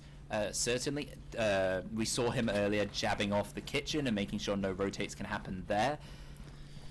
Struggling a lot more on the top floor, and we are still very much even here. A good chunk of the way through Paragon's defensive half. A good chunk, and even as ever. It's obviously one of those, like, as you mentioned, right, those difficult things to notice. Dodging and diving some early pressure. Actually, from a Gemini, but closely followed by Carrier, not going to net. He did trick us, absolutely he did. Doesn't take much. No, of course. It's one of those, like, impossible things to call in the way that you say, like, she's getting some jabs down on these laundry attacks on these kind of kitchen corridors and things. I don't think I've seen a single Paragon defender try and roam up that way, and maybe that's because they know there's a Nomad, so they're not going to bother. Or if it's because they just don't want to, and the Nomad's a complete waste. It's a difficult thing to call. Yeah. Regardless. I think they've just opted for very simple, turtle-like defenses. A massive turtle, or as some people call it, a tortoise. I mean, I remember, like, back when I played, like, Red Alert 2 and stuff, I'd always put the AI on Turtle because it gives me plenty of time to consider how I want to attack, build my resources. And that's exactly what Makers are going to be doing. They're going to be working away at these positionings, getting rid of these ADSs and these shields. And with 1:38, pushing the smoke player back onto site, that's pretty good. They can take that ground, and with a Thermite on hand as well as the Ace.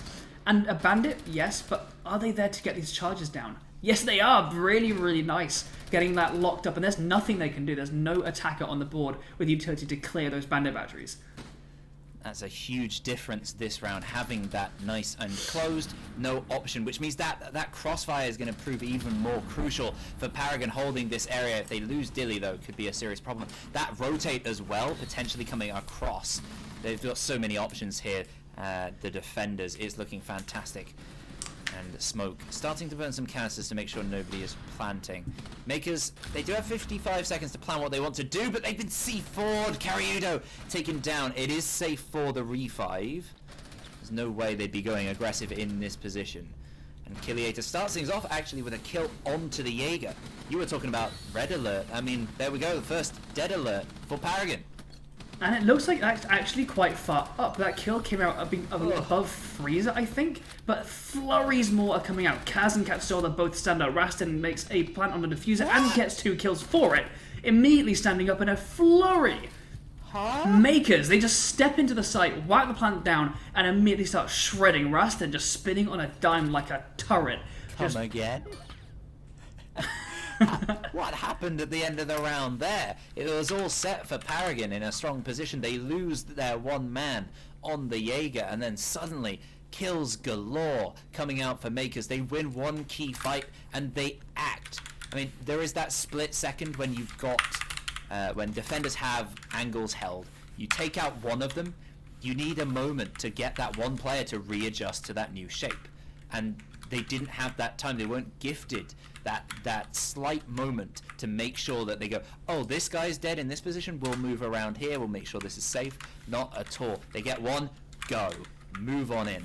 Very, very good attacking play. That's the sort of thing we are used to seeing from Makers, and especially across club and now on Oregon, this is more the Makers we are used to. And it seems like, in general, if you're a team coming up against Makers, if Makers do come through and win this, obviously a long way to go still, next game they play up against, I think it's a Majors team in the next the next stage, in the next bracket, try and bring Theme Park.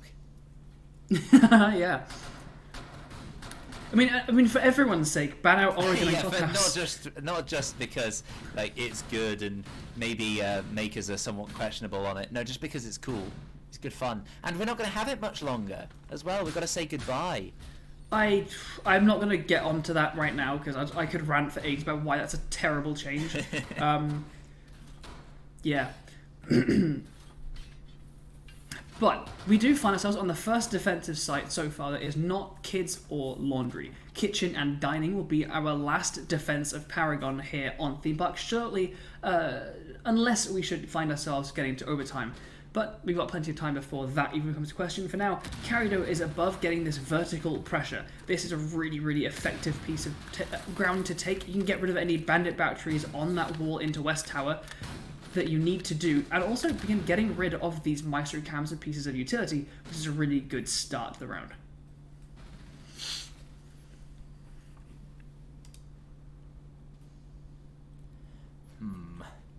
It's dearie me, it's Oregon, isn't it? The Oregon waffle. I'm out of practice with the Oregon waffle. I've been quite lucky having a bunch of different maps recently. We just got a long old Oregon style stall here as Rastin tries to make ingress towards the shower corridor and the showers itself. Impact's not quite hitting the second one, and the wall is now wide open across towards Bailey, who will retreat accordingly, taking a lot of damage in the process though. Indeed, this is really good time efficiency to start breaking apart this shower's hold, because that shower position will be such an important elbow, an absolute anchor point for this defense, and broken up is going to make holding this dining objective so much harder. Now with only so many areas you can impact it from, the shower corridor position being really the last bastion of strength here, being pressured from so many positions, this is looking really quite good for makers. Yeah, with Killiator on the window There's as well, the sweep. providing pressure. And there's means the that double. the sweep can happen from Rastin. Great teamwork to make the distraction, to make the push, and lovely swept up by Rastin, who probably the player of Clubhouse, I might say, and certainly showing himself to be absolutely fantastic here on Oregon as well. Really stepping into his own here in the second half of this match. Makers in a strong advantage. 2 men, 3 men now as Killiator picks up another onto Kaz. Rastin, he can't plant just yet because Milo is providing resistance. His position known now on the smoke. Tap's position also given away, but he has managed to get a kill in the meantime. Where is he? He's upstairs. He's coming down white. Really running out of areas in which they can impact this side of the site. Now Milo by himself in kitchen, firing with the long angles with that SMG. Rastin takes up this nice default position with the plant. The coverage is here from Wes, and Killiator in position to take both. Is that what he did down someone previously? Oh no, Katsola and Katsola. Similar names. Similar names got me thinking it's the same one. Nice shot and coverage there from that side window. Makers extending their lead. The first time actually so far we have not had a 3-3 after the halfway mark, and Makers looking primed to keep storming. And we've seen them go from attack to defense and continue to look fairly strong. Yep, Killsola and Catiator looking absolutely fantastic so far this game. Looks like we might be going to a pause for a moment. Yes, we are indeed, and what a great time for it, because it's a 4-2. We've had a really good old switch. If you line up the amount of rounds at the switch across maps, it's gone 4-2 in favor of Paragon, then 3-all, now 4-2 in favors of Makers, which kind of sums up about how this game has gone so far. Makers really coming into their own and having a really strong time on Oregon attack as well, which should strike fear into the hearts of Paragon, who are probably quite worried right now as they're staring down the barrel of being ejected from the league. And it points to what we were talking about with Paragon, their strength being their staying power, their resilience in the face of hardship and stuff. This is where they need it now. Now's the time. Back in map 2 when Makers was storming away with it, that could have been the moment to see it, really. Yeah. Now is the moment they have to do it, because at this point, to have Makers really, they've been given the time to get into gear. We spoke about how the fact that we need to see Makers really shift the gear up from Theme Park. I think they absolutely have, which is really, really fantastic to see. But Paragon need to make sure they're moving along with that. They can't leave this to a 6-1, because if they get to that, I don't think Makers is a team that you can afford to rely on that clutch factor, that comeback factor. Though Paragon do have it in spades, Makers are not a team that is... I don't know, I think at this point... Yeah, I think Makers have it in spades. I'd say Paragon have it in, like, trowels. I mean, it can be more handy to pull out, necessarily, but... Better as a you're weapon. You're not gonna get the same amount of dirt. Better as a small weapon in close quarters combat. Yeah, I mean, but if you've played Far Cry 5, you know how lethal a shovel can be. Just chuck it in. Yeah. You know. Oh my goodness. Some good memories there. Just for the only memories, I don't remember a whole lot about. No, Far Cry I don't 5. remember anything. We just got yellow shovels and threw them at dogs. That's all I remember. It was good Yeah, fun. like I remember I played it through the first time and I had loads of fun, and then got bored. Yeah. Bit like that. Those are our criticisms of Far Cry 5 that you were all asking for. Let's steer that a bit more towards the teams. Let's get real with Paragon for a moment. I think at this point, because it's been a lot of focus has been on Makers. We had the focus on Paragon for Theme Park and how well they were performing then to counter any of the doubters. But now we're in this period where Makers have fought back and now they're on top, and we're going to shift the focus back on to Paragon here, because they've really got to step up and perform from a position of weakness, which is something we've seen them do in the past. We know they can do it. They've done it today, even just in small cases of rounds or over the period of a couple of rounds. They have to be at their absolute best here on an Oregon attack. They've allowed this map through, obviously, for a reason. Like they're not just going to let Oregon be played just because, oh, you know, we know what we're doing on Oregon. You're bringing Makers to Oregon. They know they are playing against Makers Academy. You cannot afford to just let them go on a map they're strong on unless you have something to offer yourselves. And this lineup it's not the most diverse, but it is certainly somewhat promising, as they have the option to do a lot of things. It's very generic. Yeah. And I mean that both in a positive way and in a negative way. It really is a double-edged sword, similar to how Giraffe was talking about how consistency is a double-edged sword. So is a generic lineup.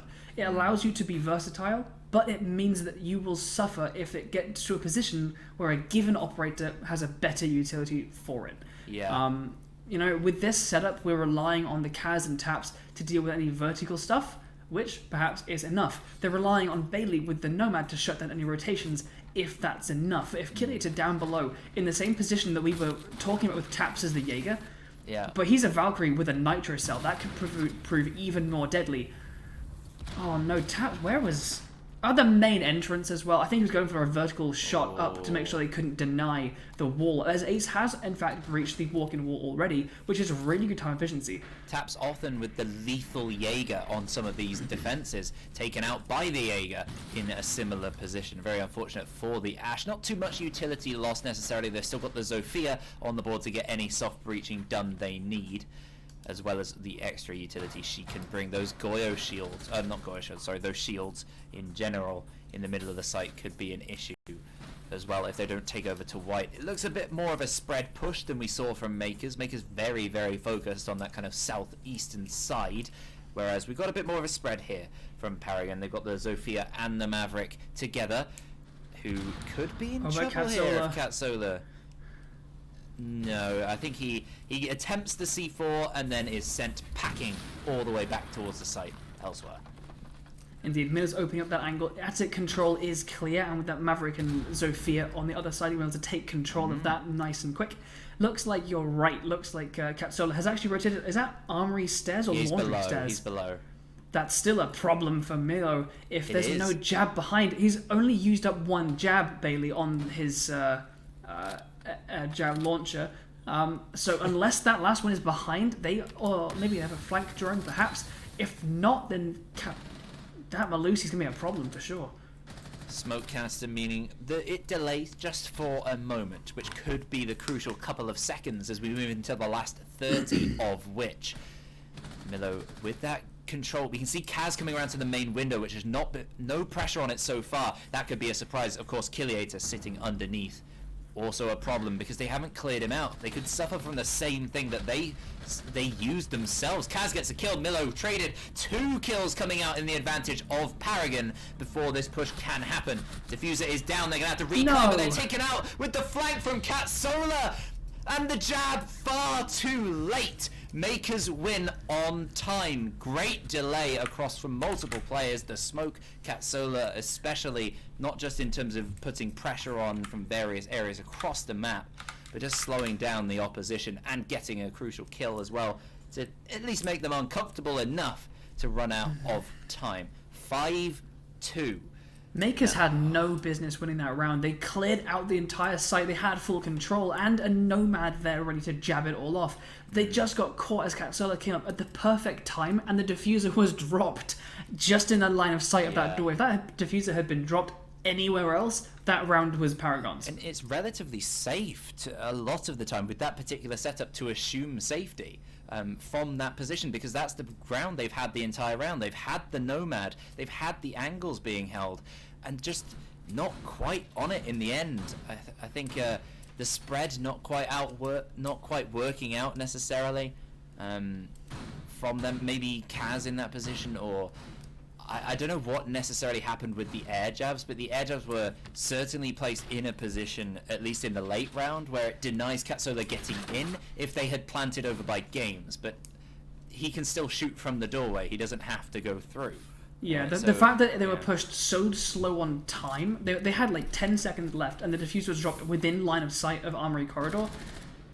Those two things lining up ruined that round for them, which is going to be heartbreaking as it's so avoidable. But for now, we move on toward round number 9. The score is 5-2.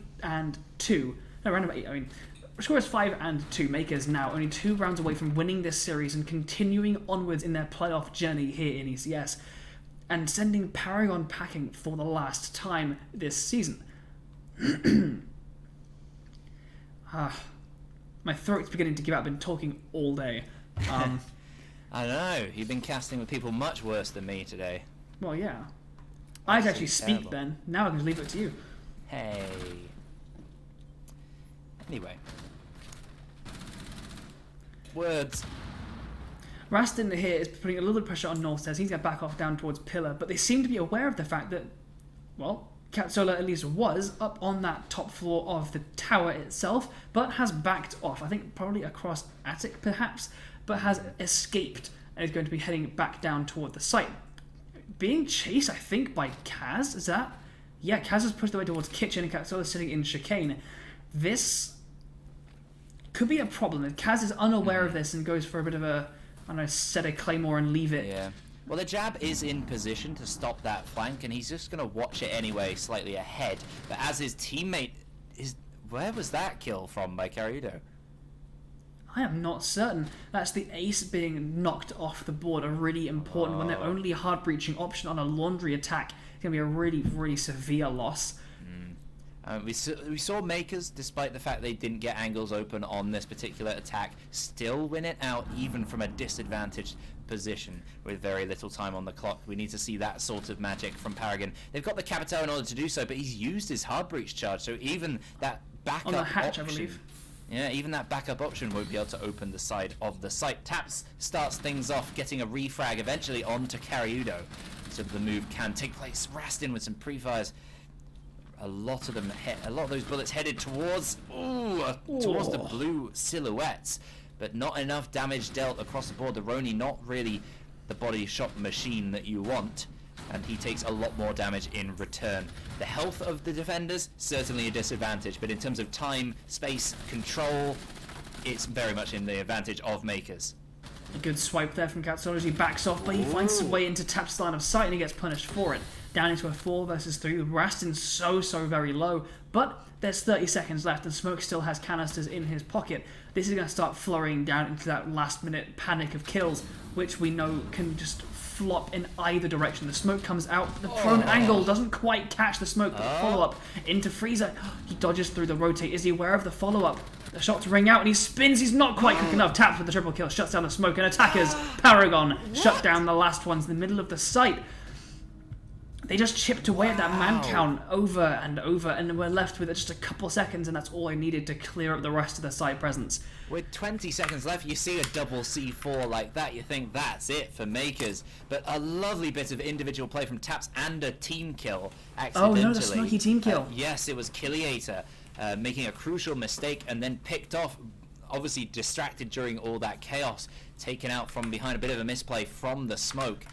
I mean, with about 20 seconds left there, I was thinking this is a great time to compare the teams, because we saw MKERS in that situation with pretty much a similar situation in terms of the players left, the utility, the time. It was really just a crunch time push in a disadvantaged position, and we saw that here from Paragon. I was thinking, if they fail here, that will be a big sign as to the difference between these teams. But they pulled it out quite fantastically. A little bit of assistance from a slight misplay on the smoke, losing a cross angle.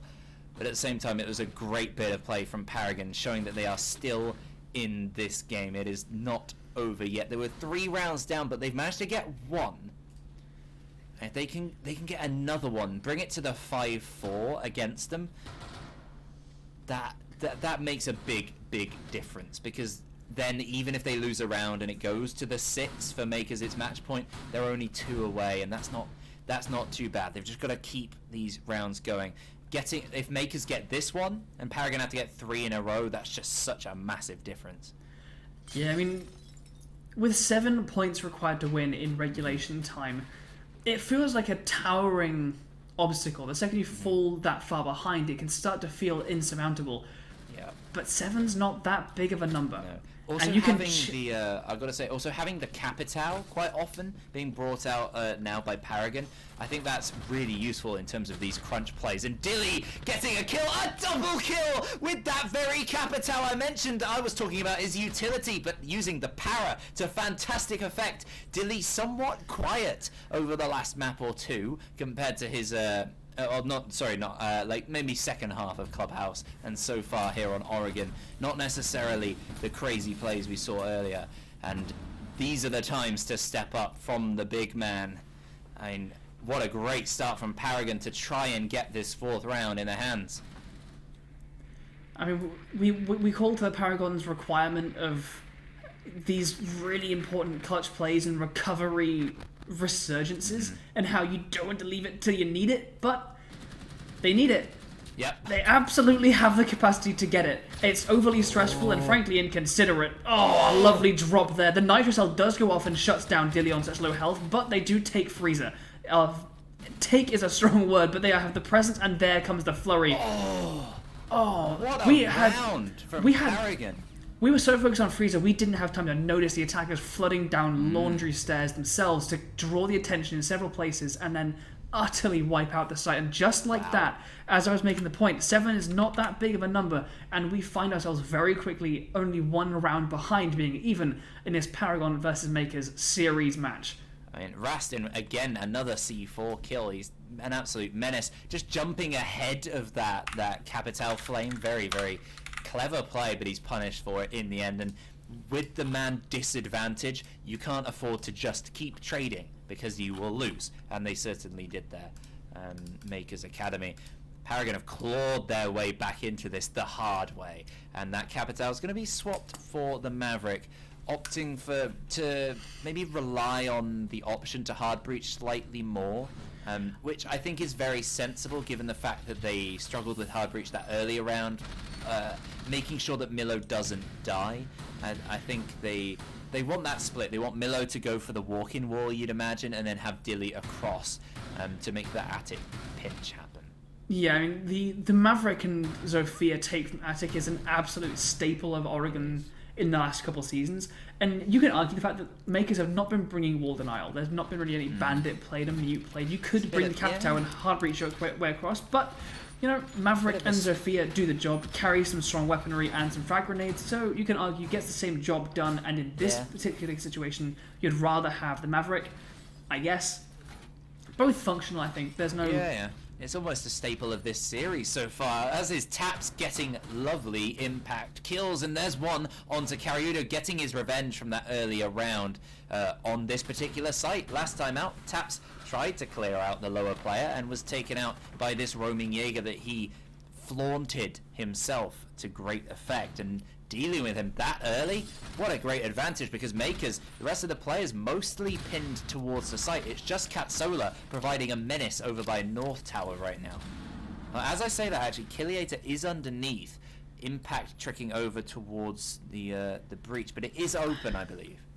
The breach has been opened, and partially because there's nothing denying it aside from impact tricks.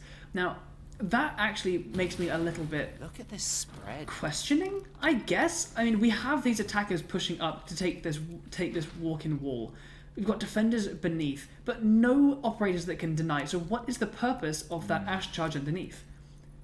I mean, is this where you go, Paragon? Is this where you realise there aren't too many players near the site? Let's go on and move. Go direct, like MKERS tried to do. That could certainly work for them, because there are roaming players who have not been dealt with. Taps could be in trouble here from Katsola. It looks like he's headed towards the direction of the stairs. Is he underneath? I'm pretty sure. Yes, the Ash of Taps is underneath and seals the kill onto the Melusi. Taps quickly retraded by Kiliator, who is still persisting down by Tetris. His position now known, but that makes it clear that there's only 2 players at least on the site. And now that the attic presence has been the attic control taken by Paragon, they can start to pinch towards Wes. And the prone shots will ring out from the Alder, dealing a lot of damage to the shoulders of Dilly, but not quite landing on the head, as the positioning is really well predicted by that player of Wes there in Kids Dorms. The attackers here leveling out a little bit. Only 2 defenders on site, 1 beneath. No impacts remaining, so Kiliator is going to be relying on those default opened up angles or rotating up. While these attackers with the man advantage are going to be able to rotate around, take a couple seconds, bait out some of these smoke canisters from Rastin, and make their execute in their own time. You've seen the same rotation from Kaz. He's put a claymore down on the window, potentially later in case he's under some trouble. It's going to come down to Rastin here. He's using his smoke canister, but he can't set it off, and he's taken out by Milo, pushing into the site. Kiliator gets a kill onto Bailey in return, but there's enough attackers in here to cover angles. Oh, a lovely shot from Dilly. He was low on health from that earlier fight with Wes, but he wins it out in the end. It's all down to Kiliator, who is taken out again. Paragon find their way back into this game. It was do or die in the earlier rounds, and they are really stamping their authority these last couple of rounds, showing they are not to be trifled with. Round 11, and we are back even. 5 and 5. It's what Paragon needed, and they are delivering. And it's really, really, really good to see that kids attack working out really, really nicely for them. We're going back to Meeting and Kitchen for the first time so far this game. Man, I'm trying to think, man, like, because Paragon are looking just different right now. There's just something in them that I wanted to like this game almost to like that stereotypical situation where you have MKERS are a robot, and we're going over the casters apparently. We're just going to take a short pause here. I'm almost likening. I'm not being mean, or saying that any team is particularly emotionless or anything like that, but you've got kind of the robots of MKERS who play the game. They know their stuff. They are playing things by the book. They're quite efficient. I mean, they're robots. They're made for the job. They do a pretty good. They got a good AI as well. They can adjust to things. They can pull out some fantastic moments. But on the other side, you've got a well-drilled human emotional machine. And the robots sometimes, just occasionally, they'll be like, "What are these emotions? What is happening? I don't understand the feelings," and there you go, they get taken back. That was a great robot impression, right? I was expecting you to go into the Humans Are Dead rendition by Flight of the Conchords. Oh, yeah. Binary solo. Yeah. 00001. I like it. Fucking banger. No, with Paragon, I feel like there's just something inside them that goes like, okay, we need to switch it on. Got the edge. It's that little under pressure switch. It's like, okay, now it's do or die. We have to do it now. And there's something in MKERS, we saw a bit of it on Theme Park, where they can become a little bit flimsy, especially, I think, on their defenses. They love being that flitty kind of stuff, which we saw on Theme Park in their extensive, and we're seeing here in the same way that we have I think it was Katsola going with those spawn peaks that were getting punished quite effectively. We saw the Valkyrie playing beneath. Right, apparently in this match, people love roaming beneath with vertical holes. Cool. Saw them going for that, but being left outside of the site, leaving the site relatively undermanned, and then when it comes to actually holding a firm position, folding a little bit. When it gets to actually, you can't rotate away and circulate around this too easily. You have to just hold this position. Makers fold under that if you can pressure it well enough.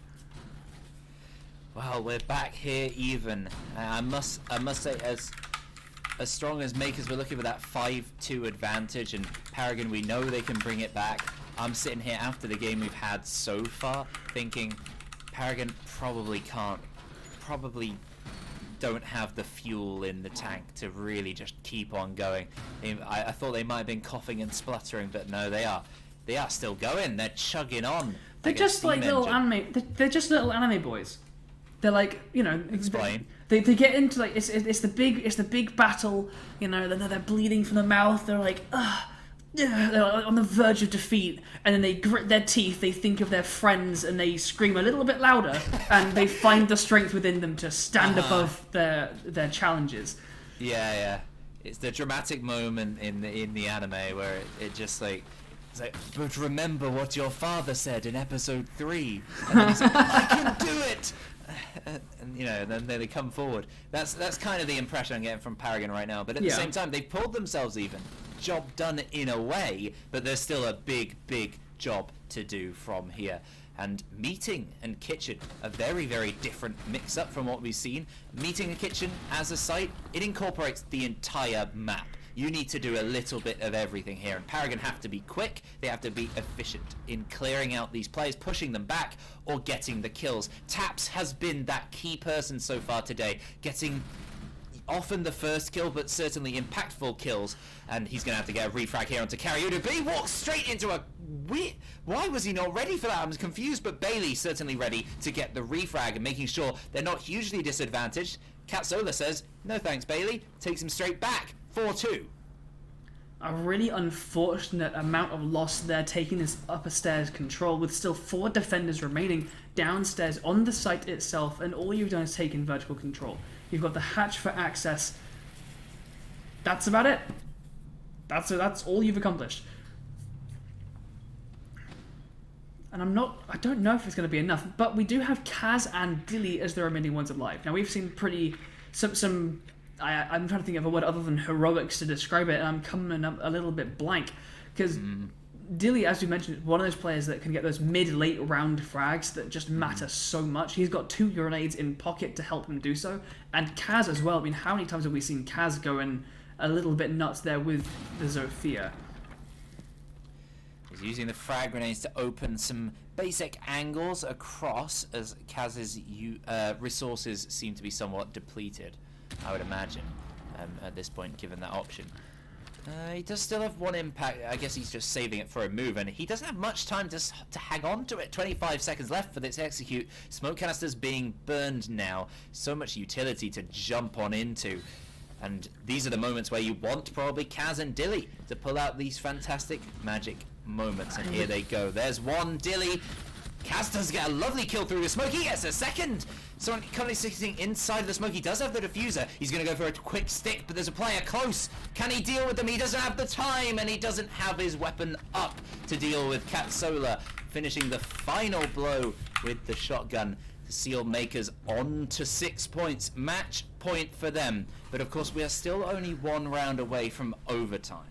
So not as bad as it might seem from Paragon. That being said, Makers 1 round away from taking this back. To be honest, as much as we were seeing the praises there of Kaz and Dilly and their potential, they were really sealing their fate as we spoke, in the fact that they didn't move. With that little time, standing above... Yeah. We've complimented with elements of their play, but in that moment, that's nothing but a mistake. To just sit there and bait out aggression through vertical angles. You're establishing... Across the round, it was pretty much the same thing.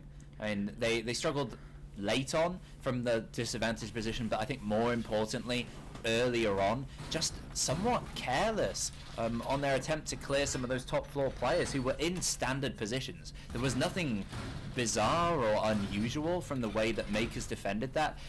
Those were general positions that you would expect quite a lot of the time, and with very, very little pressure on the northeast side. And they didn't go for that kind of meeting move. They didn't try and take rear stage or anything like that. They went just straight above. It was as if they were attacking kitchen and dining. And yeah, I mean, like it was a slightly incomplete. Could have been more considered clear of the top floor. By the time they killed the singular Jaeger, they'd lost 3 other players, and they spent the next minute and a half standing above, baiting aggression. Really, there's nothing short of that. Maybe trying to see if a flanker came up to try and finish him off. Nothing did, and it just good patience there from MKERS. Just be like, nope. At some point you've got to drop. At some point you have to drop, and we've got everything that we need to deal with that. And while Kaz did get some nice little kills there, they were exit frags with that much to go up against. I don't think the chat really admired our anime comparisons. I mean, they're wrong. Responses. I don't know what I anticipated, to be fair. But anyway, a nice bit of a job being worked on by Milo. He's got the wall open by walking, so that will certainly help with moving in and putting some pressure over towards these 2 players they struggled to push out last time. Whether it's kitchen dining or kitchen meeting, you need to deal with these vertical players, and they are holding the most standard of angles. Of course, Killiator potentially in support to come around for a refrag could happen later if things start going Paragon's way and they're not prepared. So keep that in mind, certainly, as they move on in. Indeed, Wes is behind and he's below, and he's got a nitrous cell that finds that carrier of the diffuser, Milo, who's been having a terrible game. I don't know if we can flash up the general stats showing the utility of all of the operators to get a little peep at who has used what and how people are doing in terms of the kills, because I haven't seen much from really anyone aside from Kaz and Dilly really across this match. I'd argue Taps has had some of those impact kills, and he certainly gets another one. That's one onto Wes, and Dilly joins in, getting a kill onto Killiator. Dilly gets 2 now onto Karyudo as well, meaning that a top 4 control is taken. Taps stepping up again. Suddenly it's only Cat Solar, and it looks like we are headed, unless some absolute miracle occurs from Cat Solar. We've seen him do it before, must be said, but it looks like we may well be headed to overtime on the final map. How crazy this is. A storybook ending to this fantastic series so far. And Cat Solar would only make it ever perfect by sealing a kill, but no, he's not. He's taken out by Taps. Another kill for that crazy man. Paragon, that's a completely different beast there on their attack. Really the same attack. Meeting and dining being defended from above, but they really figured it out there. I mean, they did the same attack. It wasn't necessarily the same attack in terms of sight, but they did the same thing. I mean, but even then, while the sight so was different, the focal point of that attack was kids' dorms. In both meeting and dining, because kitchen is a common site between those 2 places, you want to have vertical control. That's where the defenders are holding, and so that attack, while it flexes from meeting and dining, the battleground of that entire match, of those rounds, was the same place, that top floor. 6-6 overtime. Paragon are on the attack. Now, statistically, attacks have been in favour on this map of Oregon. When MKERS attacked first, they went 4-2. When Paragon went on their attack, they went 4-2, and that is why we find ourselves at 6-6. Maths! I can do it sometimes. Now, we have Paragon attacking the basement itself. Let's have a little look at how that's gone before. They have won it, every time that they have attacked it. Yeah, it's been a tough site for some of these defenders to hold on to. Surprisingly, usually such a reliable place to go as a defense, but having a rough time at the moment across the board. I mean, there have been moments that have spun some of these defenses, like with MKERS. I think it wasn't Rastin, it was Killiator, I think, on the smoke. Last time, like killing a teammate and then not being quite aware during all the madness, being shot in the back. Obviously, lovely individual play from Taps, the sort of thing we've seen across Oregon, across all the maps today.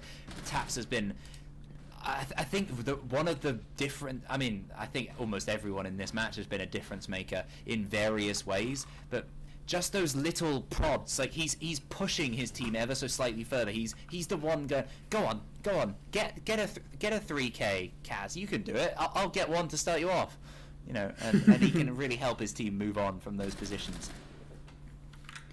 Absolutely.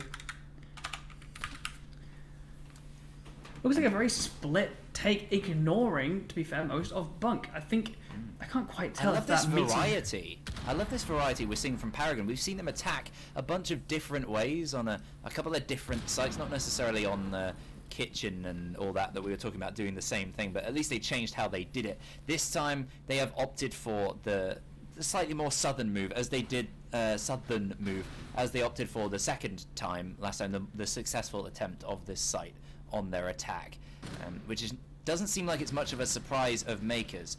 I'm interested to see if they do maybe send a player over somewhere else, as Katsola, quite aware of the fact that Paragon are sitting just on one side, is going to try and flank around. He could come across some air jabs, and Bailey's positioning of those jabs is going to prove quite crucial if he does indeed try and come across. Currently, he's just sitting at the top of North Stairs. That's only if Bailey has used them. So far, we've seen Bailey using them mostly as end of round, closing out the site, and he won't get the chance to put it down anymore as the Brony comes to life and shuts him down. He gets traded out, Jaeger does get dropped, and Taps has stepped in. He gets a lovely shot onto the site player, but Katsola is swinging around. A trade comes out in both directions, but Dilly, he doesn't do things by halves. He gets 3, and he's stepping nice and close, and the plant begins to go down. Katsola, once again, left all by himself to keep them in the ring. It's a 1 versus 3, however. Not quite as dire, but he starts to get one. He finishes the kill onto Maverick. There's 2 to go. As they escape up Freezer, there are so many places he needs to be careful of, and does he expect the slug angle? No, he doesn't! Another shot from Milo! He has to get a horrible little slug angle to get a kill, but he finally gets one, sealing them 1 step away. Here in overtime, Paragon find themselves at 6-7. They've almost done it. Paragon are so close. Dilly with the key moments. I mean, Taps getting those earlier kills, keeping them even with those trades onto his teammates. Fantastic team play from Paragon. And then Dilly steps up with a double. That's exactly what you need in those close situations, and we've seen him consistently do it. Egged on by all that madness that's going on. He steps through, gets the double, and then it's pretty much done from there. All they need to do, Paragon, is play it smart. And they have 2 rounds here. They can afford to lose one in order to knock out MKERS Academy from the tournament, just like that. Pulling it back from a 5-2 deficit on Oregon. They were on their attack at that point. An absolute nightmare on paper. But in action, they have been fantastic.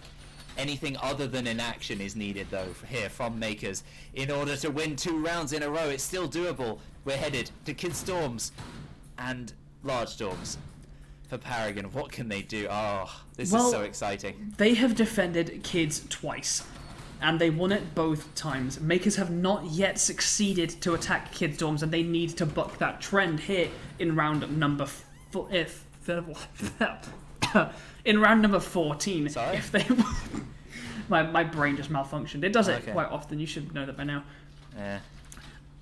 But nevertheless, Kids is going to be the battleground for what could be the final one of this. And at this point, Paragon are looking in such fantastic form. But MKERS, can you ever count them out? No, not really. I mean, as we've said quite a lot across this game, MKERS haven't quite had that. They haven't been tested in this way. They haven't had this huge amount of pressure on them in these situations where they need to pull out the best of their ability or die. You know, it's a really tough situation for them. And can they pull it out? We are yet to see. And this is the absolute. This is the climax of that particular argument, because they lose this, they are out. Paragon will move on to the next bracket. I'm not sure who they're facing necessarily. It is one of the major teams in the local. I've forgotten. PG Tips, that's it. Yes. Which, to be fair, after today's performance, I fancy them in as well. I can't disagree with you, to be honest. The vertical shot there from that Ash, getting rid of the bandit batteries, gonna make sure that that wall can get opened up. They have an ace there as well to assist in that, getting up plenty of angles. taking some damage, I think, from that Maestro Evil Eye staring down at them, and Karyudo with the Ash shuts down Taps, who's been such an important, as you mentioned, been a really impactful player alongside Billy and the rest. Ooh, yeah, that's a good sign for Makers, taking out Taps early on. We've seen it numerous times in the past. You deal with him, then just suddenly a flurry of kills in favor of Makers. They've done it before. Now is the time to repeat that history. They need 2 rounds in a row. This first one, so important here. And here they come, charging on. I don't know if that's a Gemini. It is a Gemini. It is a Gemini, yeah. Good to know. That keeps tricking us today. But a lot of utility still in the hands of Paragon. Most notably, those 3 smoke canisters. Evil Eyes likely still in position. Banshees as well. There is, luckily for Makers, no C4 remaining for Dilly. He's going to have to cover across, and with that window angle, it's not ideal. Bailey starts things off for the defenders by getting a kill onto Katsolo, and Karyudo takes a lot of damage, both him and Wes, very, very low. With 40 seconds left, it's going to be a tough push. A single bullet will do the job across, and Dilly falls alongside Kaz. Suddenly a strike back from Makers, a 2-man advantage. Bailey manages to down 1. Milo gets a kill with his smoke, but he's refragged quickly by Karyudo. Bailey is the last man remaining. 1 versus 3. 20 seconds left to hold off these players. Wes is very, very low, and he's going to go for the plant. Killiator, can he cover? This is the key moment. Bailey, can he pull this out for his team? He can hear the plant. Can he deny it? Oh, no, he can't. He downs one. Wes is downed. Yes, he downs the Thermite, and he manages to take him out. It's only the Nomad remaining who backs away. A quick reload. 30 seconds left to seal this game. Killiator backing underneath to go for a vertical angle, I believe. He's being shot from the vertical angles over by Games, and Bailey goes for the stick. Will Killiator manage to land these shots? He's only got a second to do so, and it's the wrong position! Bailey wins the game for Paragon! Shooting that corpse of the Thermite, absolutely heartbreaking as Bailey just a fraction off to one side, and Paragon coming back from 5-2 down on here. I mean, that's exactly the Paragon story that we talked about, and they left it until the last damn second. But man, it came through when they needed it. Bailey, in the 1 versus, I think, 3 at the end there, manages to get the first one, gets the down, downs the player just after the plant. So close with that Nomad, going for the vertical play and shooting directly towards the diffuser, not across towards the player. Very, very fine margins, but it's the sort of thing that Paragon excel at. We've been saying it right from the off, right at the beginning of the very game on the analyst, as we were talking to Kenny Girafaro, they were saying as well, Paragon can just pull out these moments, and exactly when they need it, from anyone, even Bailey, one of the quieter players on the roster, just suddenly, when the pressure comes to it, Makers couldn't deal with it, and that's the sort of thing, now they have been tested, and you know what? They failed the test. They did, and it's a shame to see a contenders team that were doing so well get eliminated like this, but that's the game that we're playing, and Paragon, I mean, you pointed it out, right? The key for me is that it can come from any one of them. The fact that it doesn't matter who is left in a 1vx, it can happen. Absolutely, it can happen. Structural Bailey. Exactly. Absolutely now, fantastic. We are going to pass ourselves over as we let our heart rates descend after that absolute stormer of a match. It is exactly what we predicted and as exciting as we could have hoped for. So congratulations to Paragon and commiserations to Makers Academy. Fingers crossed their main team can do a little bit better at Invitational. Looking forward to that. For now, back to our analyst desk, and thank you so much from us for this evening. We'll see you guys soon.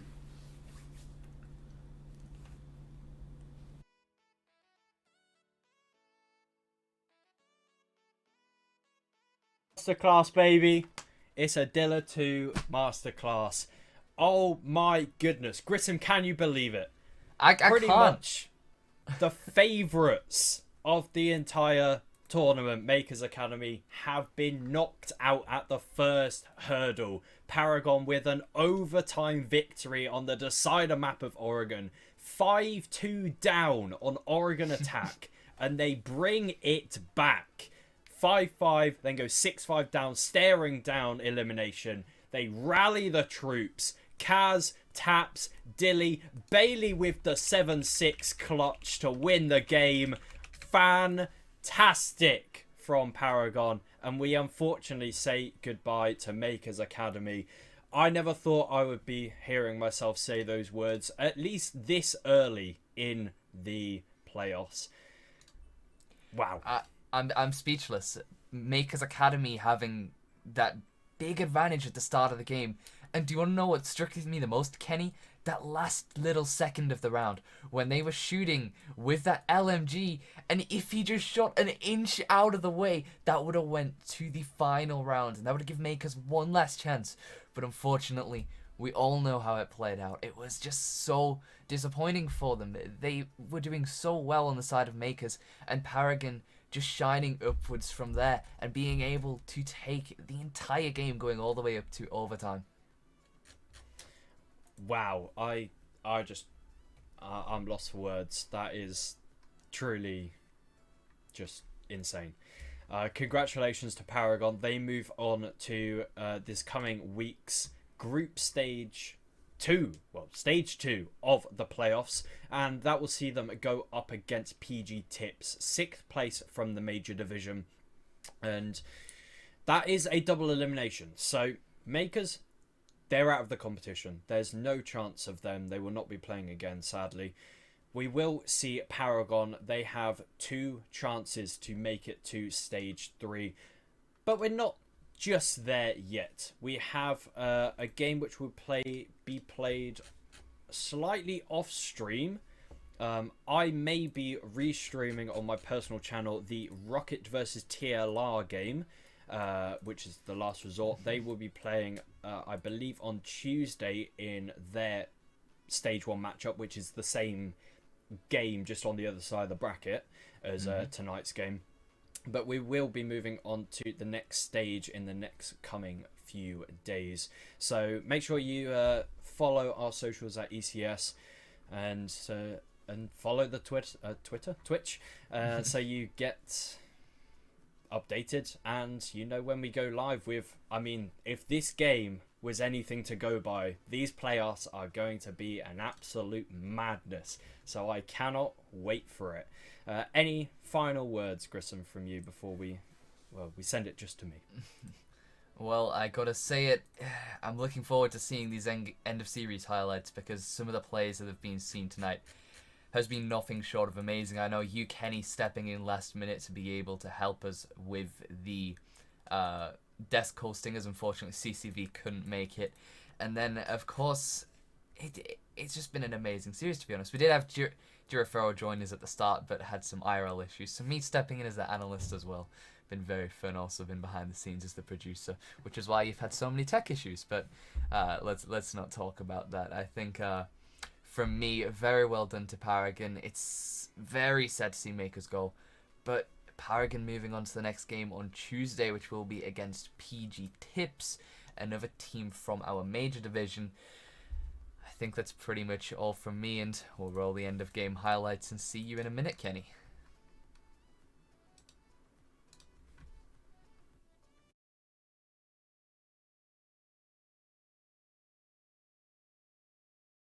They're not working. They're not working. Where are my end of game highlights? Okay. I apologize for that. I had no end of game highlights. But don't worry. I got lots of end of game highlights right now. This is why you don't have tech issues. Okay. Let's roll these ones. Let's roll these ones.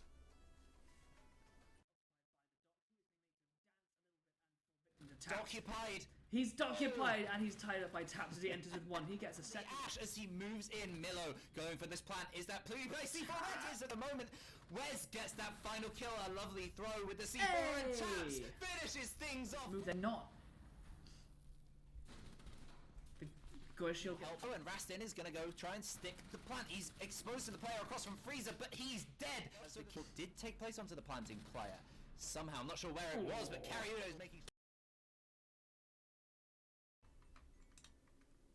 And this is the thing, it keeps going off the highlights and sending it to us. You know what? I think I might save some of these and make a little Twitter montage, but... Yeah. If any game that deserves a montage, this is the one. We may be seeing some extraordinary following up games. But I think it's time to wrap it all up. So I want to first thank our casters, Elderbrain, Andrew Datson, and Ebac on the caster desk. They had an absolute treat of a cast. 3 maps between Makers and Paragon. I'd like to thank our chatty observer, Cairo, who was observing behind the scenes. Obviously, Grissom producing and stepped in as the analyst. And, of course, thank my brilliant self. Absolutely. Don't worry. You've been amazing, Kenny. Well, yeah, this was our first playoffs game. We have another 2 weeks of ECS playoffs, so make sure you clear your very busy schedules.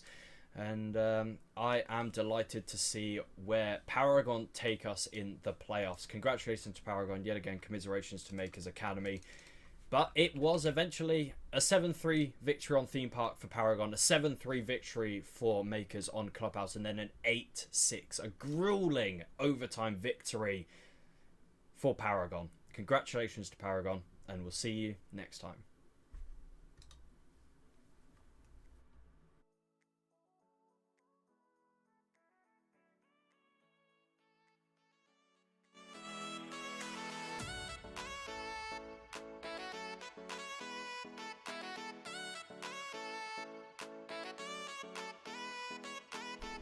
What happened to my end of game? Oh my god, my god.